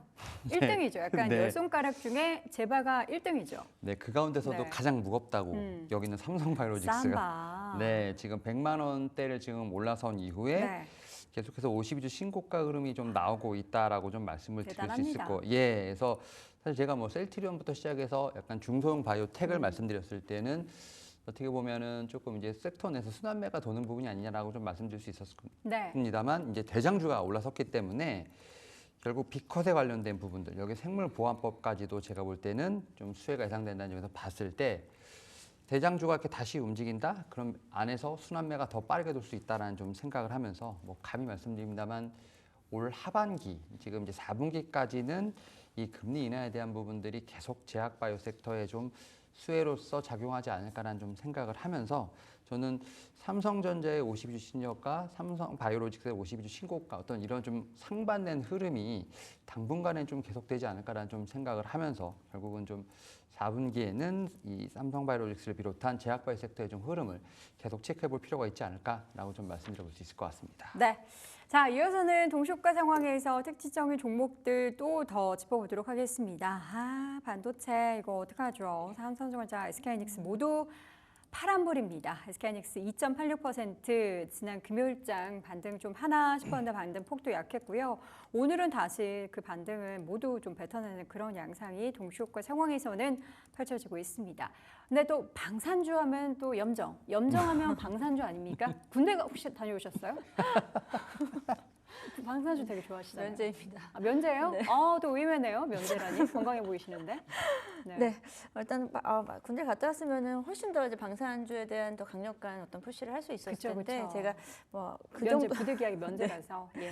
네, 말씀하신 대로 지금 사실 방산주 뭐 저도 그렇고요. 우리 임 이사님도 우리 현대로템에 대한 이야기 좋아하시잖아요. 이 시간에서 많이 말씀드린 것 같습니다. 계속해서 이제 신고가를 내고 있는 지난주에도 이제 보게 되면은 정말 어찌 보면은 좀 정말 실적이라든지 뭐 내실 있는 이런 기업들이 계속해서 신고가를 나타나는 패턴은 사실 우리 시장에서 상당히 건강한 현상이다라고 생각하고 있고요. 현대로템 뭐 계속해서 최선호주로 보고 있고요. LIG 넥스원은 지난주엔 살짝은 좀 뭐 계약 소식에도 불구하고 살짝 좀 눌렸지만 다시 한번 또 목표가를 향해서 올라갈 수 있다라고 생각하고 있습니다. 좀처럼 이제 그 방산주들이 기회를 주지 않고 지금 차분하게 올라가고 있거든요. 이게 오히려 더 그렇기 때문에 어려운 것 같아요. 한 번씩 좀 세게 눌림이 있어야 되는데 쉽지 않은 분위기긴 합니다만 현대로템 일단은 여전히 남아있는 부분은 2차 계약에 대한 부분이 아직 매듭이 지어지지 않았어요. 그래서 네. 그 기대감이 계속 살아있고 만약에 시장이 다른 섹터로 움직임이 나타나서 다시 한번 눌린다. 이 5만 원대 초반으로 눌린다라고 하면은 다시 한번 재매수하는 관점에서 좀 지켜보시면 좋을 것 같습니다. 네. 자, 동시호가 상황에서 지금 한국전력의 주가가 6%대 하락세를 보이고 있습니다. 4분기에 일단 전기요금 동결 소식이 가장 큰 악재라고 볼 수 있겠죠. 네, 일단은 이 한국전력 같은 경우는 결국 이제 이 전기세 세수와 관련된 부분들이 가장 좀 민감하지 않을까라는 좀 생각을 하고 있고 지금 이제 어떻게 보면은 공기업 중에서 가장 좀 만성적자에 좀 시달리는 회사라 볼 수 있을 것 같은데 이와 관련돼서 어쨌든 이제 예산 관련된 부분들이 이제 어쨌든 내년 예산안이 어느 정도 마무리되는 상황에서 어느 정도 4분기 제가 볼 때는 이 4분기에 좀 어떻게 보면 전기값에 관련된 부분들이 좀 동결이 된다고 하면 결국은 이제 내년에 대한 어떤 적자도 계속 이어지지 않을까라는 좀 예상이 되는 상황이기 때문에 지금 이제 10월 달로 조금 이제 들어가게 된다고 하면 결국 3분기 실적과도 제가 볼 때는 연관되는 상황이기 때문에 그런 부분이 좀 제가 볼 때는 같이 제가 볼 때는 이게 좀 맞춰지지 않나라는 좀 생각을 하고 있고요. 다만 지금 이제 이 기업 밸류 프로그램 관련돼서도 제가 어쨌든 좀 푸시가 좀 일어나는 상황이기 때문에 이와 관련된 반등도 좀 분명히 좀 있지 않을까라는 좀 생각을 하면서 그 안에서 제가 볼 때는 옥석거리가 필요하지 않을까라는 좀 생각을 하고 있고, 다만 한국전력 같은 경우는 말씀하셨던 오늘은 좀 전기값 동결 관련된 부분에서 먼저 좀 반응하지 않나라고 좀 생각하고 있습니다. 네. 동시효과 상황에서 양시장은 여전히 강보합권 정도의 움직임이 나타나고 있습니다. 코스피는 0.02% 상승하는 2,594포인트 선 등락 보이고 있고요. 코스닥 지수는 현재 0.12% 강세 보이면서 749포인트 선 등락을 보이고 있습니다. 현재 동시효과 상황에서 가장 눈에 띄는 종목 중에 하나가 삼성전기입니다. 주가 4% 넘는 강한 상승 출발 나타나고 있고요. 삼양식품의 주가도 지금 저점 대비해서 조금씩 반등하고 있는데 오늘 3% 이상의 강세. 바이오주 가운데서는 오늘 SK바이오팜의 주가가 가장 좀 두드러진 상승 보일 것으로 예상이 되고 있고, NC소프트의 주가도 2% 넘는 강세 출발 보이고 있습니다. 또 조선주 같은 경우에도 모든 종목이 오르는 건 아니지만 상승 출발 예상이 되고 있는데요. 과연 이런 동시효과 분위기가 개장에도 이어질 수 있을지 잠시 후 개장 중계 함께 하시죠.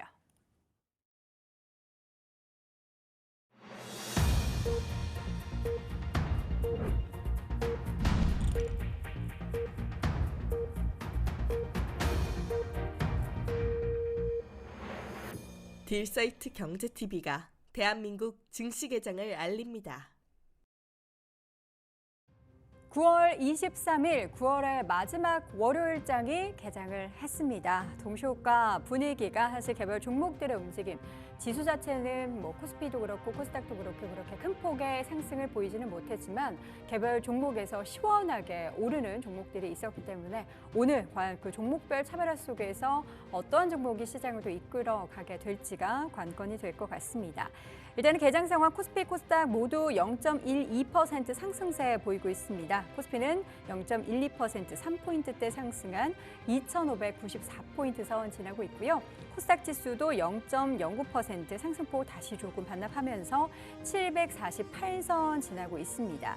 자, 오늘 시장에서 가장 좀 특징적인 종목들 확인을 해보기 전에 일단 환율을 먼저 좀 체크를 해보도록 하겠습니다. 오늘 달러 환율 같은 경우 최근에 좀 다시 한번 좀 오름 추세를 밟나라는 그런 생각이 들 정도의 상황이 연출되기도 했는데요. 아직 환율이 들어오고 있지는 않은데 들어오는 대로 제가 전달을 해드리도록 하겠습니다. 들어왔습니다.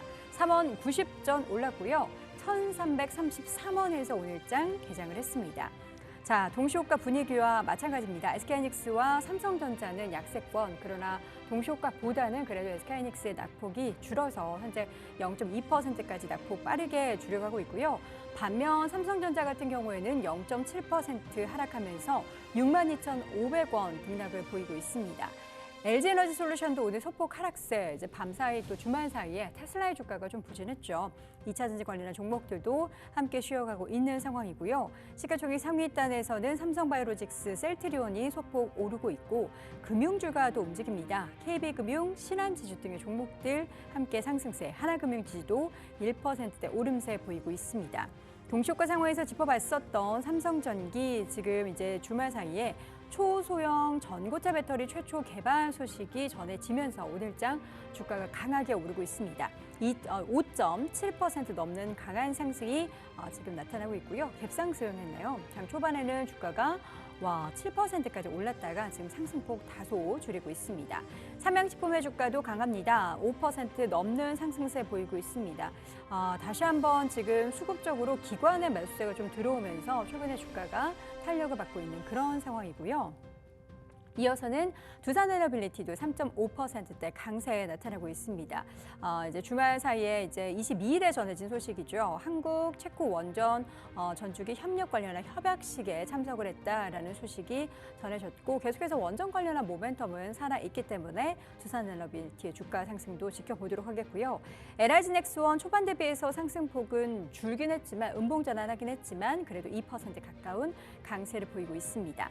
자, 그리고 HD 현대마린솔루션, SK스퀘어, SK 한미약품, 하나금융지주, 유한양행, SK바이오팜 등의 종목들 강세를 보이고 있고요. 반면 앞서 이제 전기요금 동결 소식 전해드렸던 한국전력의 주가가 6%대 밀리고 있고 지난주에 강하게 올랐었던 HD 현대일렉트릭이 오늘 장 초반에는 좀 쉬고 있습니다. 2%대 하락, 포스코 퓨처엠 그리고 그동안 기사 등등하게 올랐던 고려아연 같은 경우에는 지금 MBK에서 계속된 좀 뭐랄까 공격을 좀 하고 있는 상황이죠. 고려아연의 뭐 대항 매수, 이제 배임, 출구 전략 없다 이런 좀 강력한 스탠스를 취하고 있는 MBK고요. 고려아연 쪽에서는 지금 주가의 움직임이 계속해서 그동안은 탄력이 있다가 오늘은 약간은 소강 상태 접어들었습니다. 자, 그리고 코스닥 보도록 하겠습니다. 시가총액 상위 종목들 좀 혼조를 보이고 있는 가운데 알테오제는 쉬지만 HLB 그룹주가 오늘 좀 강합니다. HLB 주가 4% 넘는 강세가 나타나고 있고요. 그리고 지금 리가킨 바이오의 강세도 나타나고 있고, 제가 지금 바로 HTS가 꺼져버렸습니다. 코스닥 시가총액 상위 종목 지금 바로 보이고 있는데요. 삼천당제약의 주가가 1%대 강세, 그리고 셀트리온 제약과 제약 관련한 종목들이 오늘장 역시나 강한 상승을 보이고 있습니다. 제가 HTS가 안 되는 관계로 바로 스탁폼에서 수급 한번 체크를 해보도록 하겠습니다. 오늘 장 초반에 수급이 어느 쪽으로 좀 유입이 되고 있을까요? 코스피에서는 기관의 매수가 잡히고 있고요. 코스닥에서는 개인만 사고 있습니다. 외국인 투자자들은 여전히 좀 매도를 보이고 있는 가운데 1270억가량 오늘장 장 초반 매도를 보이고 있고요. 코스닥에서는 139억가량 매도 우위가 나타나고 있습니다. 자, 그리고 업종별 움직임이나 코스피의 자세한 내용은 그럼 바로 우리 이사님께서 좀 짚어주시면 좋겠습니다. 네, 제가 좀 도와드리도록 네. 하겠습니다. 네, 일단은 지수 자체로 봤을 때는 지금 2,600선을 지금 코스피는 좀 못 넘어가는 상황. 지금 이제 마이너스 0.05%로 지금 약보합 조정이 좀 나오면서 일단 2,600선에 대한 도전이 조금 미뤄지지 않나라는 좀 생각을 하고 있고요. 지금 섹터별로 보게 된다고 하면 지금 의약품, 지금 음식료, 섬유, 의복 같은 어떤 이러한 좀 지수 방어형 관련된 섹터들의 어떤 상승이 눈에 띈다라고 말씀드릴 수 있을 것 같습니다. 뭐 의약품 같은 경우는 앞에서 말씀드렸던 것처럼 이제 금리 인하와 관련된 부분들, 그러다 보니까 성장주와 관련돼서 제가 볼 때는 유일하게 좀 수급이 좀 들어오는 좀 섹터라 말씀드릴 수 있을 것 같고, 지금 뭐 화면에 나갑니다만 삼성바이오로직스 같은 경우 지금 52주 신고가를 쓰면서 지금 107만 원을 좀 넘어가는 상황이라 말씀드릴 수 있을 것 같습니다. 성장주 중에서는 이제 의약품을 좀 제외하면 좀 이제 경기 방어주로서 좀 열리는 뭐 음식료라든지 섬유의복, 화학 같은 섹터들이 오히려 좀 반등을 하고 있다 말씀드릴 수 있을 것 같고, 또 저 PBR 관련된 뭐 금융이라든지 뭐 이런 쪽에서 좀 반등이 나오는 상황이기 때문에 확실히 수급에 대한 어떤 갈림이 좀 있다라고 좀 말씀드릴 수 있을 것 같습니다. 그리고 뭐 전기가스 같은 경우가 좀 하락세를 좀 면치 못하고 있는 상황이라 말씀드릴 수 있을 것 같고, 뭐 그 안에 한국전력이 좀 들어가지 않나라고 좀 말씀드릴 수 있을 것 같습니다. 여기에 뭐 전기전자, 반도체라든지 자동차 섹터 같은 경우도 좀 쉬어가면서 확실히 수급 같은 경우는 제약바이오, 그리고 이제 이 밸류 프로그램 관련된 쪽으로 좀 많이 쏠린다라고 좀 말씀드릴 수 있을 것 같습니다. 뭐 시가총액 상위 종목들을 보게 된다고 하면 삼성전자, SK하이닉스 같은 경우는 약보합권에서 머물고 있습니다. 일단은 좀 제가 볼 때는 조금 반등의 어떤 모멘텀을 찾기 위한 노력을 하고 있습니다만, 삼성전자 같은 경우는 좀 낙폭을 조금 더 키우는 모습, 마이너스 1%대까지 좀 하락세가 좀 키워지면서 다시 62,000원대로 좀 내려왔다라고 좀 말씀드릴 수 있을 것 같고, 이에 비해서 삼성바이오로직스, 그다음에 LG에너지솔루션 같은 경우는 뭐 0에서 1%대 지금 반등세가 나면서 확실히 좀 수급에 갈림이 있다라고 좀 말씀드릴 수 있을 것 같습니다. 여기에 뭐 셀트리온 같은 경우도 3%대 반등이 나오면서 21만 원대를 다시 돌파하는 모습이 나오는 상황이기 때문에 코스피에서는 지금 제약바이오 섹터, 그리고 저 PBR 관련된 금융주, 여기에 플러스 뭐 2차전지까지 확실히 이런 쪽에서 좀 반등이 나오고 있는 상황. 반도체라든지 화학 쪽에서는 좀 약간의 좀 조정이 나오는 상황이면서 결국 좀 수급에 대한 갈림이 좀 나오고 있다라고 좀 이렇게 드릴 수 있을 것 같습니다. 네. 현재 구간 코스피는 약보합권으로 돌아선 가운데 코스닥 지수는 0.2%대 강세를 유지하고 있습니다. 지금 보니까 코스닥에서는 HLB가 엄청난 상승이 나타나고 있네요. 현재 구간 8% 이상으로 상승폭이 확대되고 있습니다. 코스닥 특징 볼까요? 네, 코스닥에서도 뭐 비슷한 코스닥에서도 코스피와 비슷한 양상인데요. 일단은 코스닥은 이제 플러스 0.24% 상승으로 출발을 하고 있습니다. 시가총액 상위 종목들 보게 되면은 제약바이오 섹터가 확실히 강하긴 합니다만, 오늘은 알테오제는 2%대 하락으로 좀 다소 주춤한 모습을 보여주고 있고요. HLB가 지금 8%대 강세를 좀 보여주고 있죠. FDA의 간암신약 리보세라닙에 대한 허가를 재신청한다라는 주말 사이 뉴스가 있었기 때문에 그에 대한 기대감이 다시 한번 제약바이오 섹터 중에서 HLB 쪽에 대한 수급으로 좀 많이 몰리는 것 같고요. 코스피에서도 셀트리온 관련해서 셀트리온이 다시 또 3%대 강세 보여줬는데, 셀트리온 제약도 1%대 강세 보여주고 있습니다. 네. 셀트리온 같은 경우에도 그 안과질환 치료제인 아일리아의 시밀러인 이름이 아이덴젠텔이 너무 어려워요. 네, 이름이 어렵죠. 그러니까 뭐 그게 눈에 관련해서 좋은 거다. 맞습니다. 이 정도로 아시면 되죠. 아이덴젠텔이 지금 임상 3상에 대한 발표를 학회에서 발표함에 따라서 이에 대한 또 기대감이 커지고 있는 상황이고요. 네. 그래서 제약바이오 섹터 강한 모습. 전반적으로는 지금 코스닥 종목들은 혼조세를 좀 나타나고 있는데요. 시총 상위 종목들 보게 되면은 뭐 클래시스라든지 실리콘트라든지 기존의 미용 의료기기, 화장품 섹터도 오늘은 상승 출발로 좀 시작을 하고 있는데 장 초반에 사실 갭상승으로 시작한 종목들이 살짝 좀 상승폭을 좀 반납하고 있다는 점에서 아직까지 시장이 조금은 좀 확실하게 상승 동력을 갖지 못하고 마찬가지로 코스닥도 눈치 보기가 나타나고 있는 상황이다라고 말씀드리겠습니다. 뭘 그렇게 눈치를 볼까요? 예, 남의 눈치 보지 않고 나만의 갈 길을 좀 그럼요. 갔으면 좋겠는데 시장이 미국 눈치를 너무 보고 미국 괜찮아도 국내 눈치를 보고 눈칫밥 먹다가 우리 아사하겠습니다. 네, 소신 있게 네. 소신 있는 종목들로 접근을 하시는 게 좋을 것 같고요. 네. 그럼에도 불구하고 말씀드린 대로 소신 있는 종목들은 뭐 신고가 패턴을 가져가고 있기 때문에 지금 시장을 너무 전체적으로 보게 되면은 사실 할 수 있는 운용의 폭이 좀 사실 적거든요. 맞아요. 그렇기 때문에 내가 잘 아는 종목, 내가 선택한 종목에 대한 좀 어느 정도의 좀 믿음을 갖고 접근하시는 것도 중요하다라고 생각합니다. 자, 소신을 한번 부려보도록 하겠습니다. 오늘 제약바이오 안에서 HLB그룹주가 좀 쉬었다가 올라가잖아요.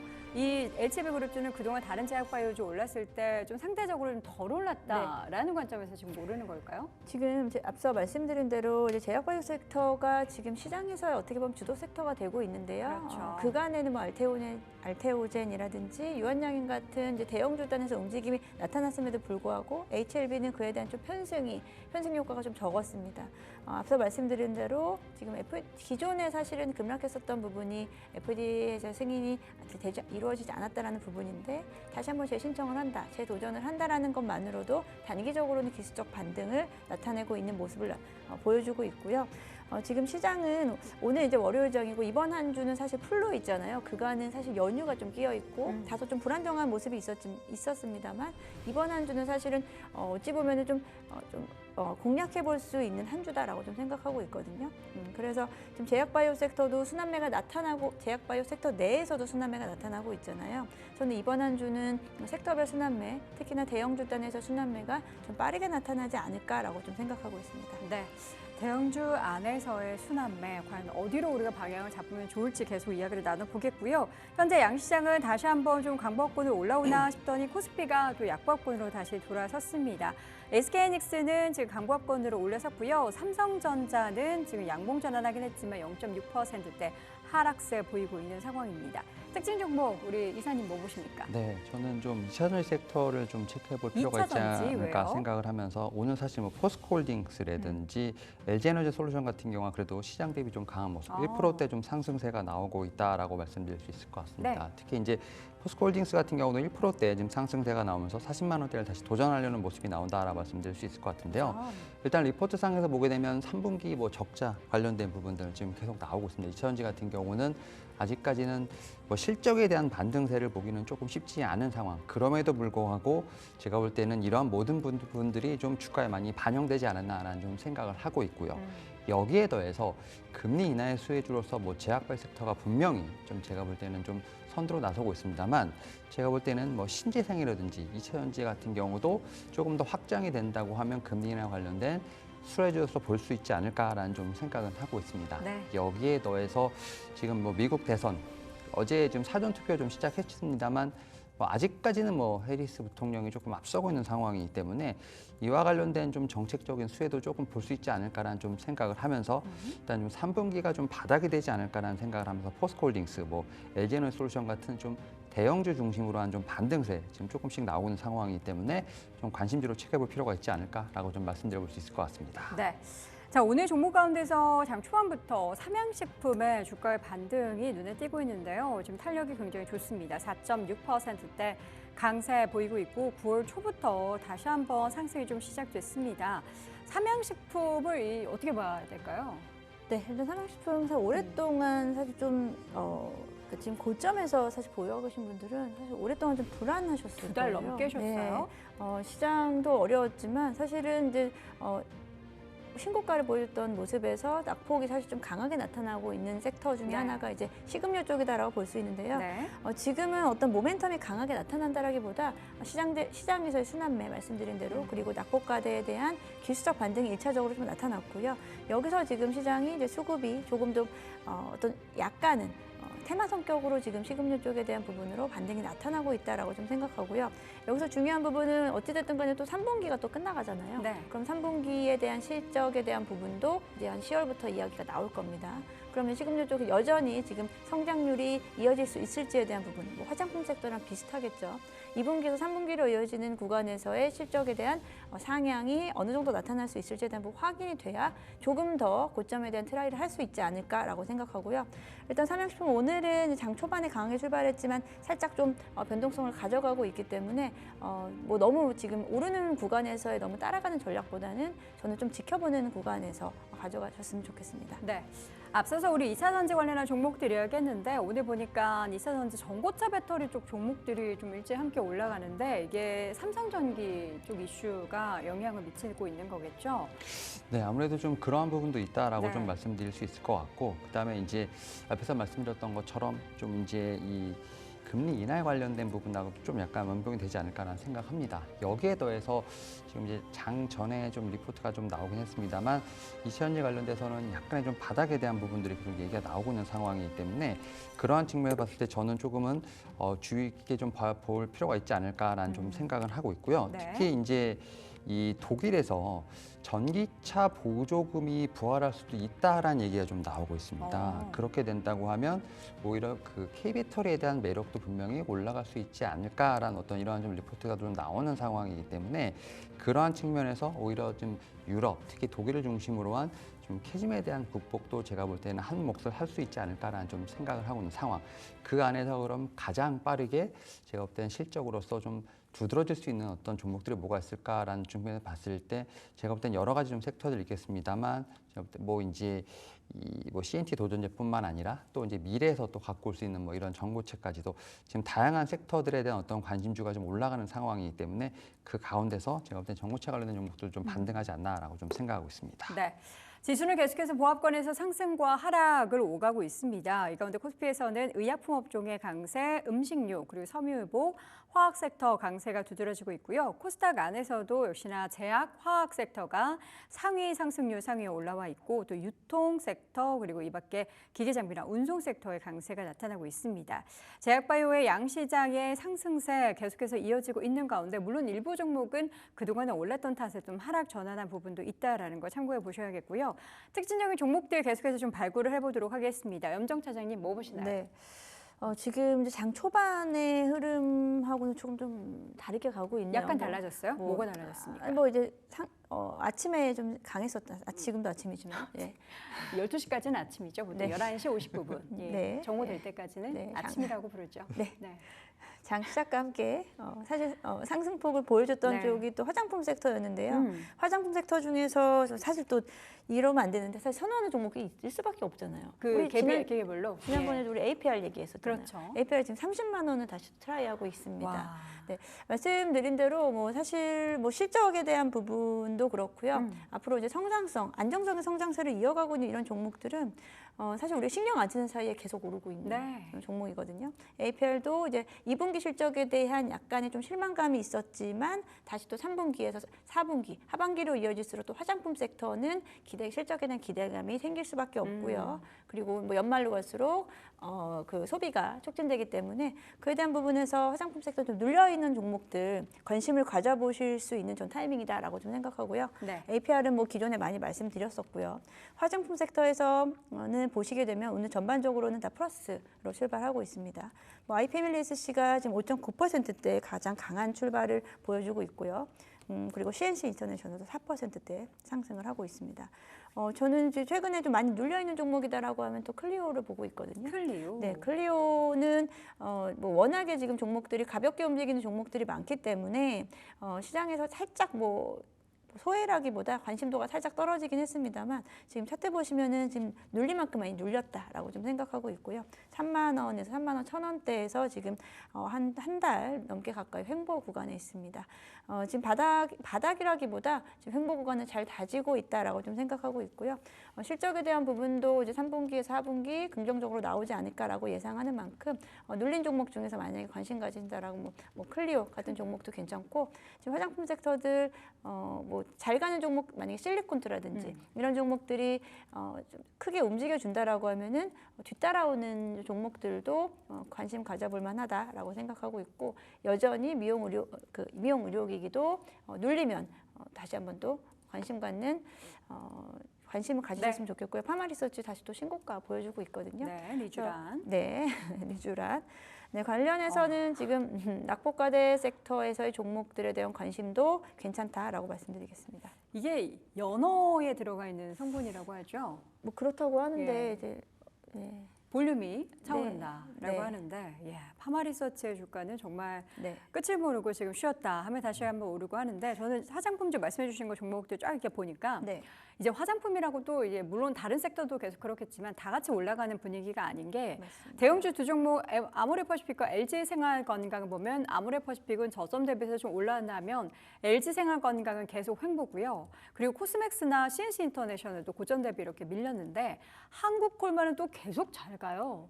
이런 분위기를 보면서 화장품 한 종목을 고르는 게 정말 어렵겠다라는 그런 네. 생각도 들어서 지금 화장품은 한 종목으로 가시는 전략보다는 ETF 살까요? 화장품 ETF보다는 사실 종목으로 가는 게 화장품 쪽은 수익률이 훨씬 좋을 거라다. 내가 찍은 종목으로 가야 된다. 한 두세 종목을 이제 포트 안에서. 선택하셔가지고 예, 예. 가져가시면 좋을 것 같고 말씀하신 대로 파마 리서치도 그렇지만 클래시스 같은 경우에도 차트 보시면은 정말 꾸준하게 우상향하고 있는 종목 중에 하나다. 사실 선택하기가 참 어렵긴 합니다만 섞어야겠죠? 네. 좀 떨어진 종목 중에서 매력이 여전히 있는 종목과 네. 신고가 기록 종목 중에서 좀 섞어야겠죠? 네, 이제 섹터 내에서도 예를 들어 화장품 섹터 내에서도 뭐 완제품 네.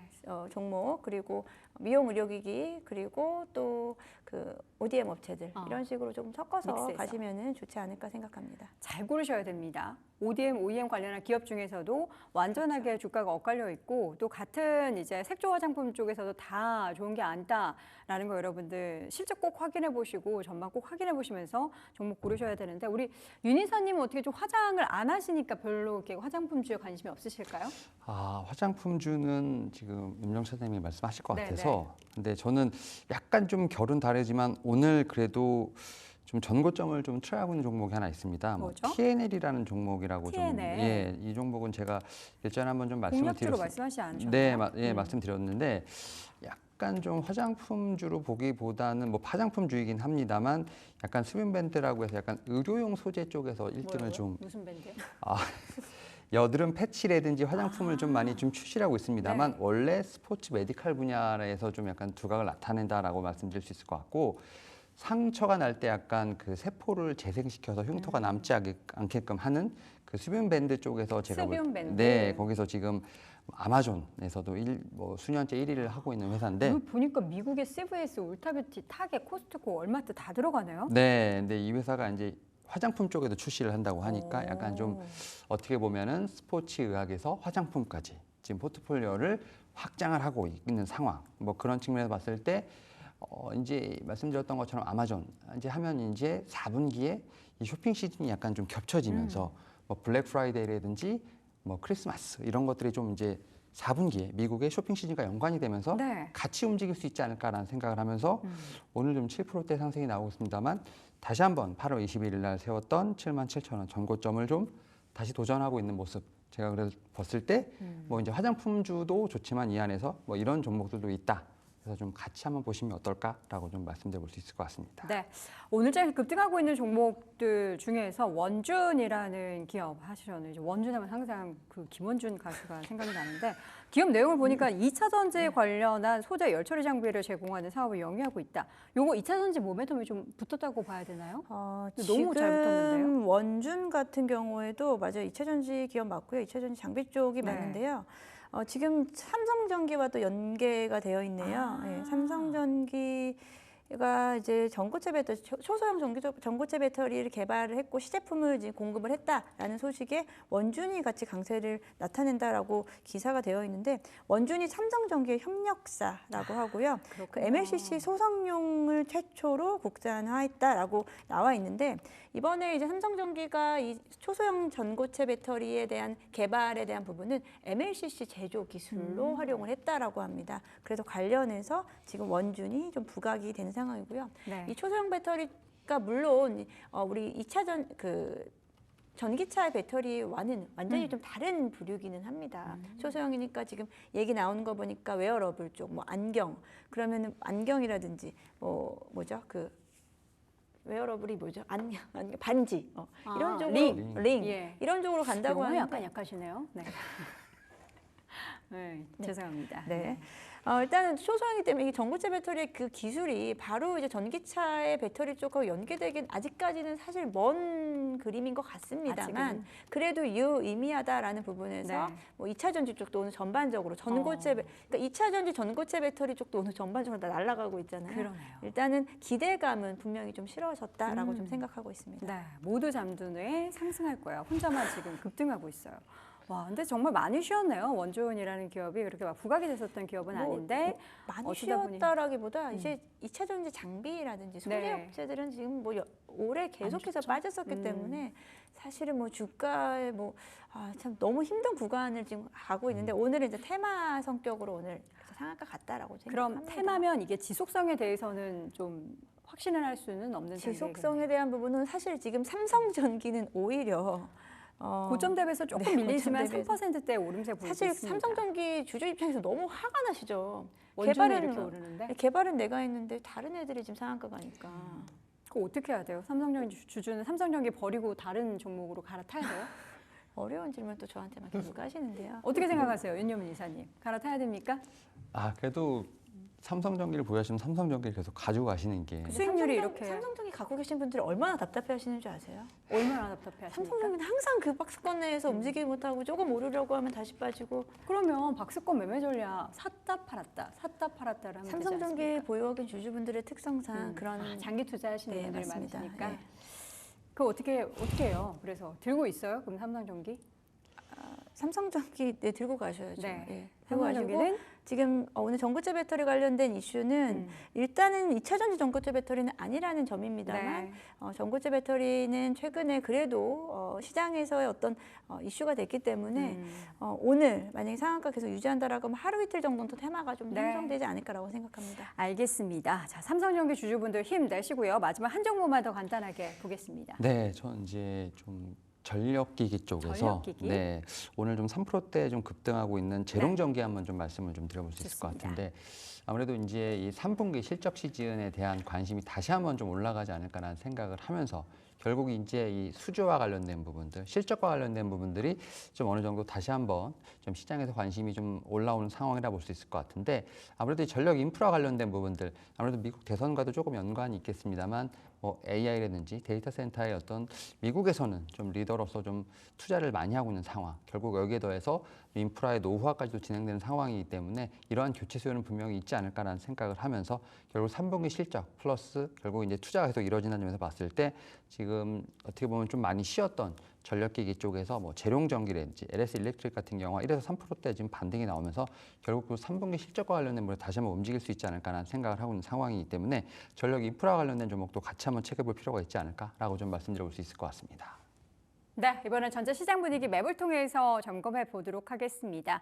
혼조세 많이 보이는 섹터 눈에 띄시죠? 금융이나 운수장비 안에서도 약간 울긋불긋하고요. 그리고 이쪽 이제 아랫단에 있는 종목들도 좀 울긋불긋한데 그래도 이제 SK하이닉스가 겨우겨우 이긴 하지만 상승 전환에 성공을 했고요. 반면 삼성전자의 주가는 여전히 부진합니다. 0.6%대 하락. 그리고 장 초반에 2차 전지 관련한 종목들이 잠깐 주춤하더니 다시 한번 올라섰습니다.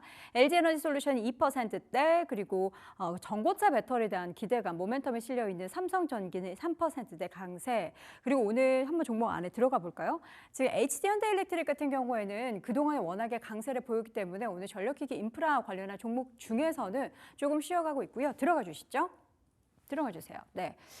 다른 종목들을 보면 효성중공업의 주가는 6%나 오르고 있습니다. 와, 굉장히 탄력이 좋고요.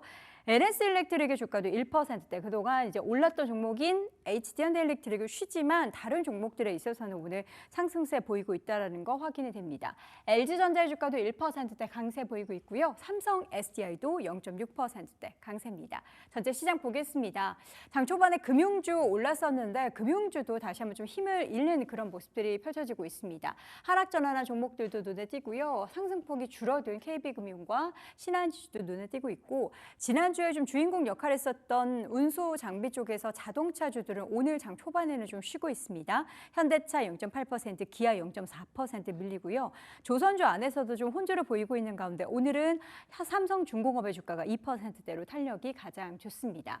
의약품업종 대형주 상승세 계속 펼쳐지고 있죠. 100만 원을 넘어서 삼성바이오로직스 오늘 더 고점을 높이면서 2% 넘는 상승 보이고 있고요. 셀트리온의 주가도 장 초반부터 2에서 3%대 강한 상승이 보이고 있고, 한미약품, 대웅제약 등의 종목들도 함께 오릅니다. 중소형 제약바이오 쪽에서는 계속해서 이제 기대감 그리고 꿈과 미래를 계속해서 펼쳐지고 있는 HLB 그룹주가 모두 다 강한 상승이 나타나고 있고, 오늘 뭐 장 초반에 이 대봉 LS도 3% 넘게 오르고 삼천낭제약도 오르는 거 보니까 이제 비만 치료제 모멘텀 계속해서 시장에서는 붙고 있습니다. IT 하드웨어 쪽도 강세고요. 오늘 삼양식품, 농심을 비롯한 음식료품 관련한 종목들도 강세를 보이고 있고, 서비스 섹터 안에서는 네이버 카카오는 소폭 오르지만 그렇게 뭐 유의미한 상승이다라고 보기는 좀 어렵고요. 제약바이오 안에 들어가 있어야 할 SK바이오팜의 주가도 오늘 탄력이 좋고, 코웨이 주가도 강세를 보이고 있습니다. 계속해서 원전 모멘텀 살아있는 두산 에너빌리티 좋고요. LIG 넥스원도 상승세 유지를 하고 있는 상황이고, 최근에 좀 반짝 상승을 보였던 항공주 대한항공의 주가 오늘장 1%대 조정을 보이고 있습니다. 전체 시장 분위기는 혼조를 보이는데요. 올라가는 종목들도 약간의 좀 막힘이 있습니다. 그럼에도 바이오주 종목들은 탄력을 계속해서 받고 있는 상황인데, 과연 어떤 종목을 오늘장 공략주로 제시해 주실지도 궁금합니다. 탑픽 종목 한 종목씩 들어보겠습니다. 윤여민 이사님. 네, 저는 오늘 좀 전력 인프라, 지금 뭐 마지막에 좀 말씀드렸는데요. 그 가운데서 좀 한 종목 갖고 왔습니다. 바로 일진전기라는 종목 한번 좀 말씀드려볼 수 있을 것 같습니다. 일단은 앞에서 말씀드렸던 것처럼 지금 3, 4분기 실적에 대한 호황 예상돼 있다라고 좀 말씀드릴 수 있을 것 같습니다. 지금 뭐 미국 대선 결과와 좀 연관이 되면서 인프라 정책 관련된 변화 가능성 분명히 있다라고 말씀드릴 수 있겠습니다만, 데이터 센터라든지 뭐 신재생에 대한 수요는 지속될 것으로 보이고 있고, 여기에 더해서 뭐 전력의 노후화 이런 부분을 위해서 제가 볼 때는 계속해서 투자는 일어나지 않을까라는 좀 생각을 하고 있습니다. 특히 뭐 일진전기 같은 경우는 홍성에 지금 신규 공장을 건설하고 있는 상황, 이런 부분이 좀 2025년 하반기부터 제가 볼 때는 증설에 대한 효과가 이어질 것으로 보이고 있기 때문에 올해뿐만 아니라 내년에 대한 실적에 대한 전망도 상당히 좋다라고 말씀드릴 수 있을 것 같습니다. 올해 전체적으로 봤을 때 영업이익 같은 경우는 한 980억 정도, 전년 대비 한 35% 정도 증가한 모습이 나온다라고 말씀드릴 수 있을 것 같고, 여기에 뭐 전선 사업부까지 좀 운영하고 있는 상황이기 때문에 제가 볼 때는 사이클에 관련된 부분에서 봤을 때 좀 끝까지 호황을 누릴 수 있는 종목이 아닐까라는 생각을 합니다. 제가 볼 때 최근에 좀 많이 눌렸다 다시 올라오는 부분이라고 말씀드릴 수 있을 것 같고, 충분히 지금 상황에서도 분할 매수 관점 유효하다 말씀드릴 수 있을 것 같습니다. 목표가 같은 경우는 전고점 근처인 3만 원, 손절가는 16,000원 제시해드리도록 하겠습니다. 네, 전선 관련한 종목 가운데 일진전기, 예, 일진은 안 좋은 거지만 일진전기는 좋은 거죠. 자, 이어서 우리 차장님은요? 네, 저는 조선주 쪽에서 한 종목 조선주 골랐습니다. 어떤 종목이에요? 네, 조선주에서 HD 현대마린솔루션이라는 기업입니다. HD 현대마린솔루션은 HD 현대그룹 내에 이제 속해 있고요. 그리고 뭐 선박의 조선 업종에서 선박의 이제 정비, 수리, 분해, 조립, MRO 사업 등을 국내 유일하게 수행을 하고 있는 기업이다라고 볼 수 있겠고요. 아무래도 HD 현대그룹사 내에서의 어떤 시너지, 그 수혜를 좀 받을 수 있는 종목이다라고 볼 수 있는데요. 최근엔 친환경 선박에 대한 친환경 규제에 대한 강화가 나타나고 있기 때문에 신조선가도 상승을 하고 있지만 중고선가에 대한 부분도 지속적으로 상승하고 있다는 부분이고요. 기존 선박에 대한 부분을 개조하는 시장에도 이에 대한 부분 수혜를 받을 수 있는 종목이다라고 볼 수 있겠습니다. 네. 최근에 HD 현대마린솔루션 제가 사실은 종목을 이렇게 최근에 선택할 때 제가 낙폭과대 종목 이 시간 통해서 많이 말씀을 드렸었는데요. 지금 뭐 올해 상장 이후에 지금 구간이 한두 달 정도, 한 두 달 정도 지금 횡보 구간에 있고요. 지금 최근에 14거래일 연속 외국인의 순매수가 이어지고 있는 종목인데요. 지금 이제 10만 원에서 11만 원대에 대한 구간 횡보를 통해서 바닥을 좀 다지고 다시 좀 반등의 움직임을 나타내고 있어서 지금 타이밍상으로 좀 지켜보면 좋을 것 같고 2분기 실적 긍정적으로 나왔는데요. 3분기에도 이제 조선주에 대한 전반적인 실적에 대한 기대감 그리고 MRO 사업이라든지 이런 정비 쪽에서에 대한 어떻게 보면 좀 유일한 종목이기 때문에 어떤 개별적인 모멘텀도 충분히 있다라고 좀 생각하고 있습니다. HT 현대마린솔루션 지금 오늘도 이제 상승을 하고 있는데요. 충분히 접근해 볼 수 있는 유효한 가격대다라고 말씀드릴 수 있겠습니다. 주가가 네. 와, 진짜 힘없이 쭉쭉쭉 빠졌네요. 이게 신규 상장 종목들의 어떤 특징이다라고 좀 볼 수 있겠는데요. 네. 뭐 이게 저는- 그 뭐 매물 소화는 다 된 거예요? 지금 나올 물량은 3개월 다 보호 나왔어요? 예수 이제 3개월 차가 끝났어요. 지금 8월에 이제 5월 8일에 상장을 했기 때문에 3개월 차는 이제 8월 8일경 한 달 전에는 일단 한 달 전 아니죠. 8월 8일, 8월 초에 이미 좀 끝난 부분이 있고 지금은 이제 그 보호 예수 물량 이후에 구간에서의 횡보 구간이 있고 지금 이제 제가 수급도 항상 체크를 하는데 네. 말씀드린 대로 외국인 수급이 엄청 지속 좋네요. 유입되고 있네요. 오늘 조금 파는데 뭐 막판까지 봐야겠죠? 그럼요. 예. 네. 계속된 외국인의 러브콜을 받고 있는 HD 현대마린솔루션 신규 상장 종목으로 5월에 상장이 됐고 최고가가 20만 원 선을 돌파했던 주가 움직임을 뒤로하고 몇 개월째 지지부진한 움직임 보이고 있는데요. 앞으로는 조선주 가운데서 모멘텀을 기대하며 지켜보도록 하겠습니다. 자, 이렇게 해서 오늘 개장 상황 두 분과 함께 하기로 했습니다. 고맙습니다. 감사합니다.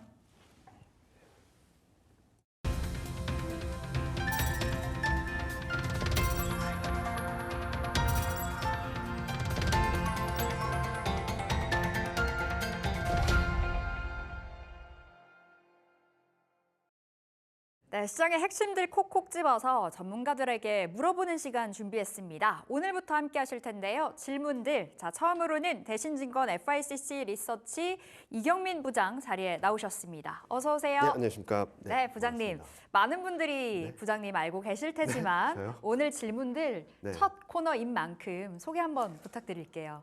네, 안녕하십니까. 저는 대신증권 리서치 센터에서 투자 전략을 담당하고 있는 이경민이라고 합니다. 이렇게 서서 하는 방송은 처음인데요. 질문들 좀 편하게 해주시면 제가 답변 쉽게 말씀드리도록 하겠습니다. 네, 시장에 원체 질문들이 많습니다. 네. 고민이 높아지는 시점인지라 그런 것 같은데 첫 번째 질문부터 들어가 볼게요. 첫 번째, B컷 고평가일까? 인데요. 네. B컷이 단행되고 나서 근데 네. 사실 국내 증시는 그렇게 큰 훈풍을 못 받은 것 같아요. 근데 뉴욕 증시가 원체 좋잖아요. 네. 일각에서는 지금 B컷이 고평가다 이야기도 있더라고요. 부장님 시각은 어떠세요? 일단은 B컷을 했다라는 것은 금리나 사이클의 시작이잖아요. 네. 시작부터 고평가로 간다면은 그 다음 사이클은 어떻게 될지 좀 고민스럽긴 한데요. 일단 B컷에 대한 논란은 있죠. 경기가 안 좋아서 금리 인하하는 거 아니냐. 근데 연준의 입장에서는 아니다. 경기가 괜찮은데 좋은데 침체 시그널 없는데 우리는 선제적으로 대응을 하겠다. 고용이 좀 불안정하니까. 이 그림은 어떤 때 결정이 되냐면 향후 경기 흐름들이 결정을 해줄 것 같아요. 네. 그래서 지금 고평가다 저평가다에 대한 논란은 여전히 남아있긴 하겠지만 저희가 전망하는 바 그리고 향후 전망치 흐름들을 보면은 그렇게 고평가는 아닌 것 같다. 네. 경기는 연착륙일 가능성이 높고 그 와중에 금리 인하까지 된다면 증시에는 굉장히 좋은 그림들을 만들어주지 않을까라는 생각을 하고 있어서 지금 당장 금리 인하 50bp 했으니까 이게 문제가 생길 거다라고 바라보기보다는 경제 성장률 전망이나 이런 것들을 좀 지켜보시면 좋을 것 같아요. 네. 특히 아틀란타 연은이라는 웹사이트 들어가시면 GDP 나오라는 게 경제지표 발표될 때마다 업데이트를 해줘요. 예. 근데 그게 3분기 GDP 성장률 전망이 지금 2.9입니다. 2.9. 침체인가요? 예, 전혀 아니죠. 아니죠. 예. 그렇기 때문에 그런 것들을 한번 보시면서 경기는 아직 괜찮구나 아니면 진짜로 경기가 나빠지는구나라는 것들을 조금이라도 빨리 가늠하시면 좋지 않을까라는 생각을 하고 있습니다. 그러니까 사실상 고평가라는 거는 아니라는 시각이신 네, 거네요. 저는 이제 막 금리 인하 시작됐기 때문에 네. 향후 흐름들은 경기가 침체로만 가지 않으면 증시에는 분명히 플러스 효과, 좋은 그림들을 만들어줄 거다라고 생각하고 있습니다. 우리가 늦장 대응한 게 아니라 네. 선제적인 대응을 한 거다라는 네, 맞습니다. 이야기로 좀 풀어주셨고 네. 여기 두 번째 포인트가 일본 BOJ 금리 네. 동결 쪽으로 이제 이야기가 나왔잖아요. 너무 다행인 것 같더라고요. 그렇죠. 이제 추가적인 금리 인상이 나와서 또 한 번 8월처럼 엔캐리 트레이드라는 그 공포에 자리할까라는 그 우려가 있었는데. 일단은 이번 BOJ에서는 금리 동결도 있었지만 BOJ 총재의 발언들이 이전의 발언보다는 약간 스탠스가 좀 완화됐어요. 네. 미국 경기나 글로벌 경기를 좀 가늠하겠다는 얘기를 하면서 좀 신중하겠다는 입장이었거든요. 이런 상황에서 엔캐리 트레이드 좀 일단은 좀 소강 상태로 들어갔는데 27일까지는 좀 봐야 됩니다. 27일이요? 27일이 뭐 있냐면은 일본 자민당 총재 선거가 있어요. 아, 지난번 7월 달에 금리 인상할 때 네. 여러 정치인들이 뛰어나와가지고 금리 인상해야 된다라고 하면서 금리 인상을 압박했거든요. 네. 그럴 정도로 일본은 정치적인 입김이 좀 세가지고 지금 1, 2위를 달리고 있는 후보들은 금리 인상을 좀 지지하고 있는 상황이라서 그 흐름들이 어떻게 나오는지 좀 봐야 될 것 같고요. 또 하나는 많은 분들이 엔캐리 트레이드 청산 매물이 나오면 8월 달처럼 나오는 거 아니냐라고 걱정을 하시잖아요. 맞아요. 근데 8월 달에는 7월, 8월 달에는 좀 사고와 같은 현상이었어요. 무슨 말이냐면 2021년에 5만 5천 계약이었던 엔화 순매수 포지션이 네. 올해 6월 달까지 18만 4천 계약까지 매도가 됐거든요. 그러니까 3년 6개월 동안 24만 계약 정도가 매도로 꾸준히 쌓였어요. 네. 근데 이게 딱 6주, 7주 만에 20만 계약이 돌려진 거예요. 무슨 말씀을 드리냐면 3년 반 동안 누적되었던 매도세가 6주 만에, 한 달 반 만에 다 뒤집어진 거예요. 네. 그러니까 예를 들면 출입구가 조그만 데가 있어요. 한 4명 왔다 갔다 하는 출입구인데 갑자기 사고가 발생해서 수천 명이 몰려들어서 사고가 발생한 거죠. 약간 병목 현상 네. 마냥. 그러니까 네. 막 매물이 쏟아지는데 받아줄 사람은 없고 그러니까 엄청난 충격이 됐는데 향후 엔캐리 청산 매물이 나온다 하더라도 저는 그때처럼 충격이 크진 않을 거라고 생각하고 있고요. 증시를 좀 변동성을 야기하는 정도로 생각을 해주시면 될 것 같습니다. 다행입니다. 큰 변수는 아닐 거다라고 좀 정리를 해볼 수 있을 것 같아요. 단기 변동성을 자극할 수 있지만 이전처럼 뭐 어마어마한 폭락세를 야기할 정도는 아닐 거다라고 네. 보고 있습니다. 알겠습니다. 세 번째 포인트는 부장님, 네. 밸류업 지수 공개 임박인데 24일로 못이 네. 박혔어요. 네. 드디어 날짜가 나왔는데요. 굉장히 많은 금융주들이 대거 포진할 거라는 맞습니다. 그 이야기가 있고요. 네. 이 밸류업 지수 공개 날짜에 맞춰서 우리가 무언가에 좀 변화가 필요할까요? 일단 밸류업 지수 들어갈 만한 기업들은 웬만한 분들은 다 아실 것 예. 같아요. 그리고 올해 초부터 밸류 프로그램에 대한 기대감들은 계속적으로 누적해 왔고요. 지금 시가총 수익률 연초의 수익률을 보면 최상위권에 금융주, 은행, 증권, 보험 그리고 유틸리티, 상사자본재, 지주사가 포함되어 있는 상사자본재 얘네들이 최상위권이에요. 이런 상황에서 밸류업 지수가 공개된다라고 해서 더 큰 폭등을 할까? 그러긴 좀 쉽지 않겠다. 오히려 지금 시점에서는 조금 긴 안목에서 네. 밸류에이션도 낮고 ROE도 높은 그런 예를 들면은 뭐 자동차라든지 금융주라든지 추격 매수보다는 좀 흔들릴 때마다 모아가시면 좋지 않을까라는 생각을 하고 있습니다. 네. 알겠습니다. 밸류업 좀 지금 자리 계속 봐야 되는 구간으로 좀 해석을 해보도록 하겠습니다. 네, 지금부터 봐야 되고 특히 자동차는 그동안 좀 많이 빠졌거든요. 금융 갈 때 자동차 안 못 갔어요. 갔어요. 그리고 최근 반등을 하고는 있지만 반등하기 전에 PER이 또 4배까지 내려갔어요. 예, 극심한 저평가 국면이라서 저는 자동차 네. 지금 시점에서 관심을 가져도 좋겠다라는 생각을 하고 있습니다. 알겠습니다. 밸류업 관심 가지면서 네. 그 안에선 좀 더 자동차 쪽으로 그 포커스 맞춰보도록 하겠습니다. 자, 두 번째 질문 넘어가 볼까요? 오늘의 두 번째 질문은요. 10월에 비중 확대해 볼까입니다. 네. 이제 9월, 10월 어떻게 9월 달은 이제 뉴욕 증시가 원체 잘 네. 가고 있고 10월 증시도 좋을 거다라는 이야기가 나오고 있고요. 그럼 지금 우리 국내 증시 안에서 포트 살찌우기 할 수 있는 계절일까요? 저는 충분히 가능하다고 생각하는데요. 다만 여러분들 추격 매수는 자제하자. 추격 매수. 근데 가는 종목이 가더라고요. 그렇죠. 가는 종목이 가는 것처럼 보이는데 잘 생각을 해보시면 제약 바이오가 최근 급등을 하고 있잖아요. 네. 6월 달까지만 해도 꼴찌였습니다, 수익률. 그러니까 소외주의 반란이다. 네. 그리고 한동안 2차 전지가 어마어마하게 소외받았는데 뭐 급반등이 나오기도 했었죠. 네. 뭐 제약 바이오가 지금 너무 좋아 보이지만 아마 6월 달쯤에는 다들 힘들어하셨을 거예요. 무슨 말씀을 드리냐면 주식을 하실 때 지금 좋은 종목을 따라가는 것도 초반 국면에는 가능하지만 이만큼 올라온 상황에서 추격 매수라면 조금은 어려울 수 있거든요. 네. 그래서 저는 비중 확대의 기회는 맞고 시기는 맞다라고 생각하는데 지금까지 잘했던 업종보다는 그동안 조금 부진했지만 실적이 괜찮고 실적 대비 저평가된 업종들을 잘 모아가면은 아마 올해 말 내년 상반기쯤에는 수익률이 꽤 높지 않을까라는 생각을 하고 있습니다. 네, 실적은 뒷받침이 되는 네, 그리고 맞습니다. 지금은 조금은 소외된 쪽으로 네. 가야 된다. 좀 더 매력이 있는 네. 자리라고 말씀 주신 건데 자 우리 부장님의 답변 세 가지 열어보도록 하겠습니다. 첫 번째, 미국 경기 침체 우려가 후퇴했다라는 부분 좀 이야기 들어볼까요? 일단은 미국 경기 침체 우려, 뭐 최근 경제 지표들을 보면은 고용 지표도 그렇게 나쁘지 않고요. 실업상 청구 건수는 계속적으로 떨어지고 있고 소매 판매도 예상보다 잘 나왔고 산업 생산 서프라이즈였습니다. 이런 것들이 어떻게 보면은 경기 침체라고 하지 않고 다들 경기 침체 우려, 경기 침체 공포라고 하잖아요. 네. 심리적인 영향이었을 뿐이지 실질적인 경제는 그렇게 망가지지 않았거든요.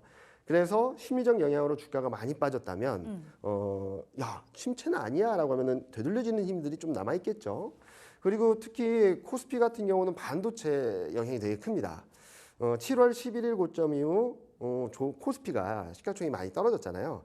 그 중에 97.4%가 반도체 때문이에요. 네. 절대적으로 영향력이 크거든요. 그리고 또 하나는 외국인 매도가 많이 나오곤 있다라고 하는데 매도의 대부분 아니 매도의 이상이 반도체예요. 네. 그러니까 반도체가 절대적으로 움직이고 있어서 반도체가 좀 진정되면 좋을 것 같아요. 그래서 이번 주 26일 날 있을 마이크론 실적 그리고 10월 1일 날 수출 데이터 네. 그리고 10월 초에 삼성전자 실적 가이던스 발표 요 세 가지가 변곡점이 될 수 있다라고 보고 있어서 지금보다 더 나쁘지 않다라는 심리만 들어오면 좀 반등 시도를 이어가지 않을까라는 생각을 하고 있습니다. 지수 자체의 상승은 어쨌든 반도체가 좀 잡혀야 맞습니다. 올라갈 거다. 뭐 코스닥은 금투세 영향도 클 것 맞습니다. 같고요. 금투세 영향은 24일 날 10시 반에 민주당에서 공청회를 당론. 하고 당론으로 네. 결정될 텐데 좀 유예를 했으면 좋겠다는 생각을 하고 있죠. 유예되지 않을까요? 그러니까 뭐 당위성은 이해를 한다고 하더라도 좀 중요한 것은 왜 지금이냐라는 걸 설득을 해야 되는 거죠. 왜 지금이냐에 대한 이유는 많지 않을 거예요. 그리고 아직까지 거래세가 남아 있는 상황에서 금투세를 도입한다는 것들은 좀 네. 문제가 있다라고 생각을 하고 있어서 좀 그리고 또 하나는 이전부터 유예를 했잖아요. 근데 왜 지금 보완을 할까? 왜 하필 국내 증시가 이렇게 부침을 겪고 있는데 그것도 그렇고 또 입법으로 얼마 안 앞두고 그쵸. 그러니까 미리미리 했으면 좋지 않았을까라는 생각을 하고 있어서 저는 그런 것들을 좀 염두에 두고 있고 또 하나는 한국 증시가 좀 계속적으로 눌려 있는 이유 중에 하나는 중국 때문이에요. 네. 저희 추석 연휴 동안에 실물 지표가 발표됐는데 예상보다 다 못했거든요. 거기다가 미국 경기까지 불안하다라고 하니까 한국 증시는 버틸 만한데 이렇게 기댈 만한 데가 없는 거죠. 네. 거기에 대장인 반도체까지 흔들리고 뭐 삼중고였다고 볼 수 있을 것 같아요. 전반적으로 지금 다 풀어주셨는데 네. 조금만 더 국소적으로 들어가 본다면 네. 반도체 불안 심리가 진정되고 있다. 진정되는 거 맞아요? 진정되면 좋겠다. 그죠? 진정되면 좋겠다인 근데 것 같아요. 아까 말씀드렸듯이 마이크론 실적하고 네. 그리고 수출 데이터 그리고 삼성전자 실적 가이던스 저는 이게 좀 시장에는 안도감을 줄 수 있다라고 생각하는 이유는 이미 삼성전자는 PER이 선행 PER이 9배 초반까지 내려왔고요. PBR은 1점 0 몇 배까지 내려왔습니다. 네. 하이닉스도 1배 초반이에요. PBR이 굉장히 낮아져 있고 이익 전망치가 내려온 것보다 주가가 더 급락했거든요. 네. 그러니까 실적 대비 저평가된 업종 상태라서 작은 변화, 그러니까 다행이다라는 변화만 있어도 반등할 수 있는 가격대까지 왔다. 근데 다행이다라고 할 수 있는 변화가 아직까지는 없고 마이크론 실적, 수출 네. 데이터, 삼성전자 실적 가이던스 여기 좀 중요하지 않나라는 생각을 하고 있습니다. 동트기 전이 가장 어둡다. 맞습니다. 이렇게 또 맞습니다. 볼 수 있을 네. 것 같고 중국의 경기 저점 통과 시그널이 나왔나요? 아직 안 나왔죠. 아직 안 나왔어요. 그러니까 제가 지금 말씀드린 거는 미국 경기 침체 우려 빼고는 풀어야 될 숙제라고도 말씀드릴 수 있어요. 그리고 이 두 가지 때문에 미국 증시는 사상 최고치를 갔는데 코스피는 2,600도 못 넘는 상황이라고 볼 수 있겠죠. 예. 근데 이 두 가지만 풀리면 이제 저는 좀 빠르게 올라갈 수 있다고 생각을 하는 거고 중국 경기 저점 통과 시그널은 조금 더 확인해야 되긴 하겠지만 가장 중요한 거는 그동안 중국이 경기 부양 정책을 계속적으로 펼쳐왔다라는 거죠.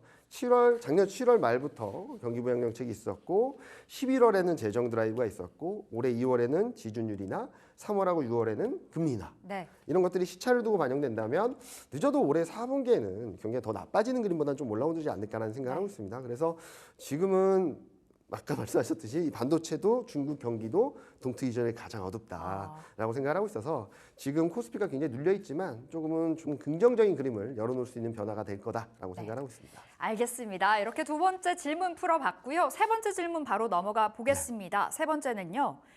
기회 섹터 세 가지를 네. 준비를 해 오셨는데 답변 바로 살펴볼게요. 자, 오늘 부장님께서 준비해 주신 답변, 기회 섹터, 반도체, 자동차, 2차 전지 되겠습니다. 네. 반도체부터 이야기 들어볼까요? 아까 말씀드렸던 그대로죠. 그대로. 너무 싸다. 너무 싸다, 너무 네. 저평가되어 너무 있다, 저평가되어 실적 대비해서. 네. 여기서 더 밀리게 된다면 뭐 딥딥 밸류로 갈 수도 있겠지만 예. 지금부터 사 모으신다면 절대 손해 볼 수 있는 구간은 아니다. 올해 말 내년 초까지 간다면 저는 충분히 수익을 낼 수 있는 구간이다라는 말씀을 드리고 싶고요. 모아가는 전략. 네, 모아가는 전략이고요. 자동차는 선행 PER 4배에서 탁 반등을 했거든요. 좀 등락이 있으면 계속적으로 모아가자라는 차원에서 말씀을 드리고 있어요. 밸류 프로그램에 대한 기대감들도 있긴 하겠지만 저평가 매력이 다시금 부각될 수 있다라고 생각을 하고 있고요. 4분기에는 조제 공장 완공에 따른 모멘텀에 대한 기대감 이런 것들 그리고 또 하나는 해리스가 지금 조금씩 우위를 보이기 시작하고 있거든요. 네. 거기에 따른 기대감들도 왜냐면은 조제 공장 완공되면 미국에서 IRA 수혜를 받을 수도 있거든요. 그런 것들이 좀 반영이 되면 좀 좋아지지 않을까라는 생각을 하고 있고 2차 전지는 뭐 많이들 힘들어 하셨었죠. 천천히 가셔도 됩니다, 부장님. 2차 전지. 네. 일단은 지금 화면에 네.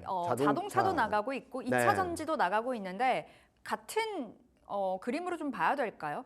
2차 전지는 뭐 워낙 장기 소외주라고 볼 수 있겠죠. 뭐 자동차는 올해 초부터 밸류 프로그램 때문에 강한 반등을 했다가 네. 좀 밀려는 상황이고 지금 2차 전지는 어떻게 되죠? 1년 가까이 계속 그러니까. 하락하다가 이제 막 약간 고개를 들려고 하고 있거든요.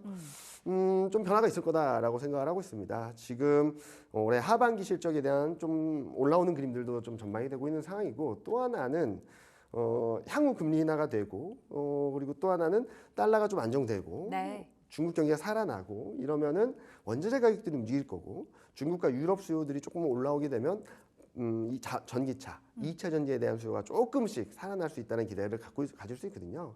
그리고 본격적인 금리 인하 사이클로 들어가게 된다면 제약바이오뿐만 아니라 대표적인 성장주로서 2차 전지도 좀 주목을 받을 수 있다는 측면에서 한번 네. 관심 있게 바라보시면 좋겠다라는 말씀을 드리고 싶습니다. 이제 금리 인하 수혜주로 대표적으로 전기차도 꼽히더라고요. 네, 이제 맞습니다. 할부로 그어서 사잖아요, 자동차를. 네, 맞습니다. 그렇기 때문에 금리 인하 시기에는 전기차 그래도 좀 많이 팔릴 거다. 네. 그런데 이제 사실 근본적인 문제가 그 수요이잖아요. 네, 맞습니다. 그 수요적인 부분이 해결될 거다. 해결된다라기보다는 지금 시장이 불안해하는 것보다는 좀 나아질 거다라는 말씀드리고 있고요. 미국 경기는 둔화되겠죠. 둔화되는 그림을 보여주고 있고, 다만 유럽 경기는 이제 1%대 성장으로 올라간다는 전망이 들어오고 있고요. 네. 이제 중국까지 조금씩 경기가 회복되게 된다면 자동차 수요의 많은 부분을 차지하고 있는 유럽과 중국 경기가 조금씩 살아난다라는 네. 그림이 들어오면 좀 긍정적인 그림을 그릴 수 있겠다라고 생각하고 있습니다. 알겠습니다. 봐야 되는 섹터 탑3 안에는 제약바이오는 없네요. 그러니까 원체 제약바이오, 올라서. 네, 저 제약바이오는 좋죠. 되게 좋은 그림을 만들어줄 수 있다고 생각하는데 지금 3개월 연속 급등을 하고 있거든요. 3개월 연속 급등을 하게 된다면 한두 달 정도는 쉴 수밖에 없습니다. 그래서 그래요? 그때 쉴 때 모아가자라는 전략을 말씀을 드리는 거지 제약바이오 나빠요가 아니라 굉장히 좋은 그림들을 만들어가고 있는데 지금은 좀 오버슈팅, 과열권이다. 좀 밀리면 사야 되는 구간이 아닐까라는 생각을 하고 있습니다.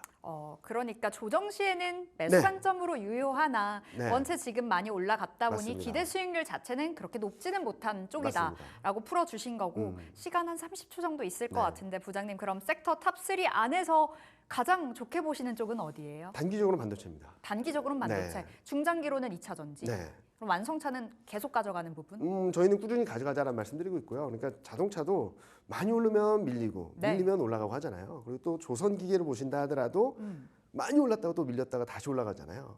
그런 그림들이 있어서 지금은 밑에 있는 애들, 많이 떨어진 애들 네. 그런 종목들을 보시는 게 좀 더 매력적이다. 수익을 낼 수 있는 기회가 더 많다라고 생각하고 있습니다. 조선, 방산 이쪽은 또 원체 많이 올라갔다 보니 네, 맞습니다. 그쪽으로 보다는 반도체, 자동차, 2차 전지 눈길 줘보도록 네. 하겠습니다. 10월에는 비중 확대가 유효하다라는 관점으로 오늘 답변 정리해 보도록 하겠습니다. 자, 여기서 인사드릴게요. 오늘 질문들 대신증권 FICC 리서치 이경민 부장 함께했습니다. 말씀 고맙습니다. 네, 감사합니다. 네, 출발 딜사이트 1부, 2부 여기서 마쳐보도록 하겠습니다. 여러분 오늘 준비한 소식 함께해 주셔서 감사하고요. 내일도 이 시간에 또 많은 이야기 들고 찾아오도록 하겠습니다. 끝까지 함께해 주신 여러분 고맙습니다.